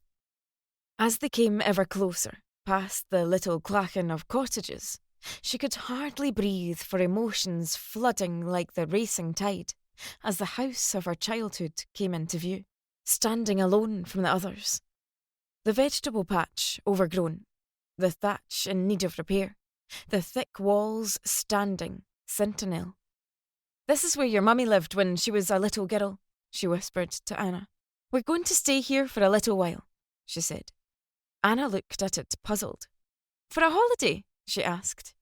"Perhaps," Min replied, pushing the creaking door into the byre, where once the cow snuffled in a warm mixture of dung and straw to find the dusty key for the lock. It was rusty and wouldn't turn. In frustration, she turned the knob and the door just opened. She stared into the little living room. There was still a scent of peat and smoke, like the scent of a rich malt whisky. She fingered the kist that kept the oats and flour dry, and the shelf above the fire, where the wooden-framed photograph of Uncle Niall in his uniform stood stern over their daily living, like the eye of the Lord. Min was lost for a second, reliving that last visit, the stink of a leaking paraffin lamp, the big black Bible in the corner open for evening prayers, and her mother's last confession. She saw the razor strap hanging on the hook behind the door and remembered the scalpings. Her eyes filled up with tears. "It smells in here and it's dark. Where's the light switch?" Anna sniffed, turning her nose up. "It's like a dollhouse. I don't want to stay in here." "Come and see the little bedrooms," Min replied, pointing to the door that opened into the bedroom with its brass bed and chest, and the other little box room that had been her own den while Uncle Niall was away at sea. "Look, here's the spinning wheel. Do you know, when I was small we gathered all the fallen fluff off the sheep and spun it into wool to knit our clothes. Wasn't that clever? And we even collected up the cow pats and dried them to put on the fire," she said. "Yuck! Cow poo! Mummy, that's horrible," Anna said. "I see I've grown a little snob, young lady," Min snapped. And who's to blame for that, she thought. Even she could see it was all too damp and fusty to live in straight away. It would need a good spring clean. The fire would need building up to heat the iron range for hot water. "Do we have to stay here?" said Anna, unimpressed. "It'll be like Little House on the Prairie. We'll light a fire and air the house and find the hot water bottles and buy some groceries from the store and have lots of fun," she said briskly. "When's Daddy coming? Why can't we stay at the hotel?" Anna was not for bribing. "He's busy at work, I told you before. This is our special adventure. Just the three of us to see if we'd like it. Don't you want to play in the sands and see where Mummy was a little girl?" It was going to be hard work coaxing the reluctant child who always took Daddy's side of the argument. Anna was spoilt and used to the easy ways of Putlandry. It would do them all good to do without comforts for a while, to be alone together and explore the island. Surely there would be a car to hire or a pony and trap. That would be an adventure. "I want to go outside," yelled Anna, dashing through the door again, her dark pigtails down her back, into the sunlight. Standing in this ghostly half-light, Min saw herself as a child, impatient, darting like a stoat out of a dike, and her mother's voice calling her back. "Catch a veil, Adol. Where are you off to now?" Anna was no different, and she smiled. "Don't go far," she yelled. "You can play on the grass, but not by the rocks. It's dangerous and slippery. Come and help me make a fire." There was no reply, as she watched Hugh sitting on the wooden floor contentedly, pulling at the old rug. She was going to need some help to make the cottage fit for them all to live in. As if in answer to prayer, an anxious voice shouted at the doorway in Gaelic. "Is that you, Mistress Lennox?" Outside was a familiar face from her past. A face older, leathery and wind-etched. Their neighbour, Peggy Sinclair. "If I'd known you were about the place, I'd have opened it up for you.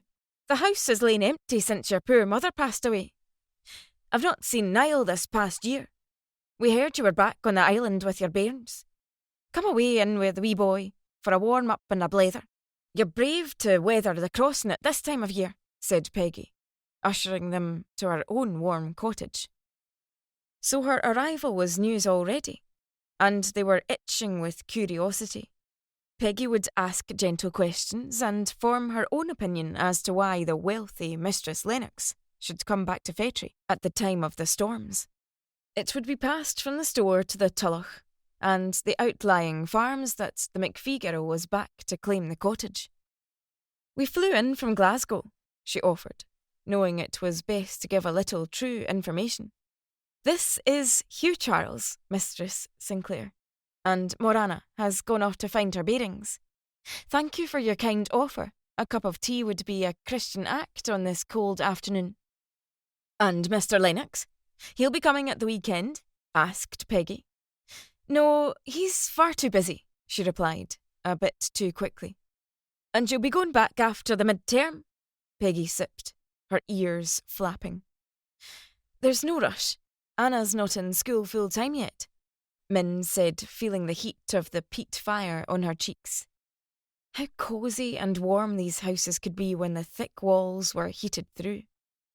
"She's a big girl for her age. She'll be your first husband's girl?" Peggy asked. This inquisition had gone on long enough. "Thank you for the tea, but I must get on and open up the house. There's plenty of dry peat in the byre, I notice. I'll take the children beachcombing in the morning," she said, standing up to check Hugh, who was just about to pull the tablecloth onto the floor. "I'd better find Anna before she gets into mischief. She's away playing with Jessie Munn. See? Does she have the Gaelic?" Min shook her head, ashamed that she had not passed on her mother tongue. "Children learn quickly when left to themselves. They teach it in the school now. In my day, we were only allowed the English in class. But you'll not be stopping that long, will you?" said Peggy. "You nosy wee Cailleach," she thought as she whisked Hugh out of the door. It had brightened up, and so had her spirits. With Peggy's help, they could make the cottage clean, dry and lighter. "It must be our season for visitors this autumn," smiled Peggy Sinclair. "There's been a big gathering at the Crannog all summer. A bunch of artists from Glasgow taking over the big house as some school, comings and goings. The McCallum girl has been rushed off her feet, cooking for the lot of them, and now back in the village school teaching." "Joe McCallum? Joanna? I thought they were abroad now," said Min, stopped in her tracks by that name. "Aye, Mrs. McKinnon now, of course. Ewan Dew's the assistant warden at the Crannog. Made a name for himself in Edinburgh by all accounts, and here with a bunch of students. Most of them are on the way back now, for the course is over. It's nice to see the old place being used like the old days. You'll have to pay them a visit while you're here.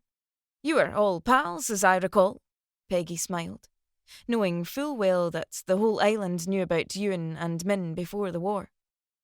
She stepped back blindly from the path, waving and calling Anna back from her playing. "He is here on the island," her heart cried, shocked by Peggy's news. She leant on the gate to recover herself. "He is here. Why are you so helpless when you hear his name on the wind?" she cried.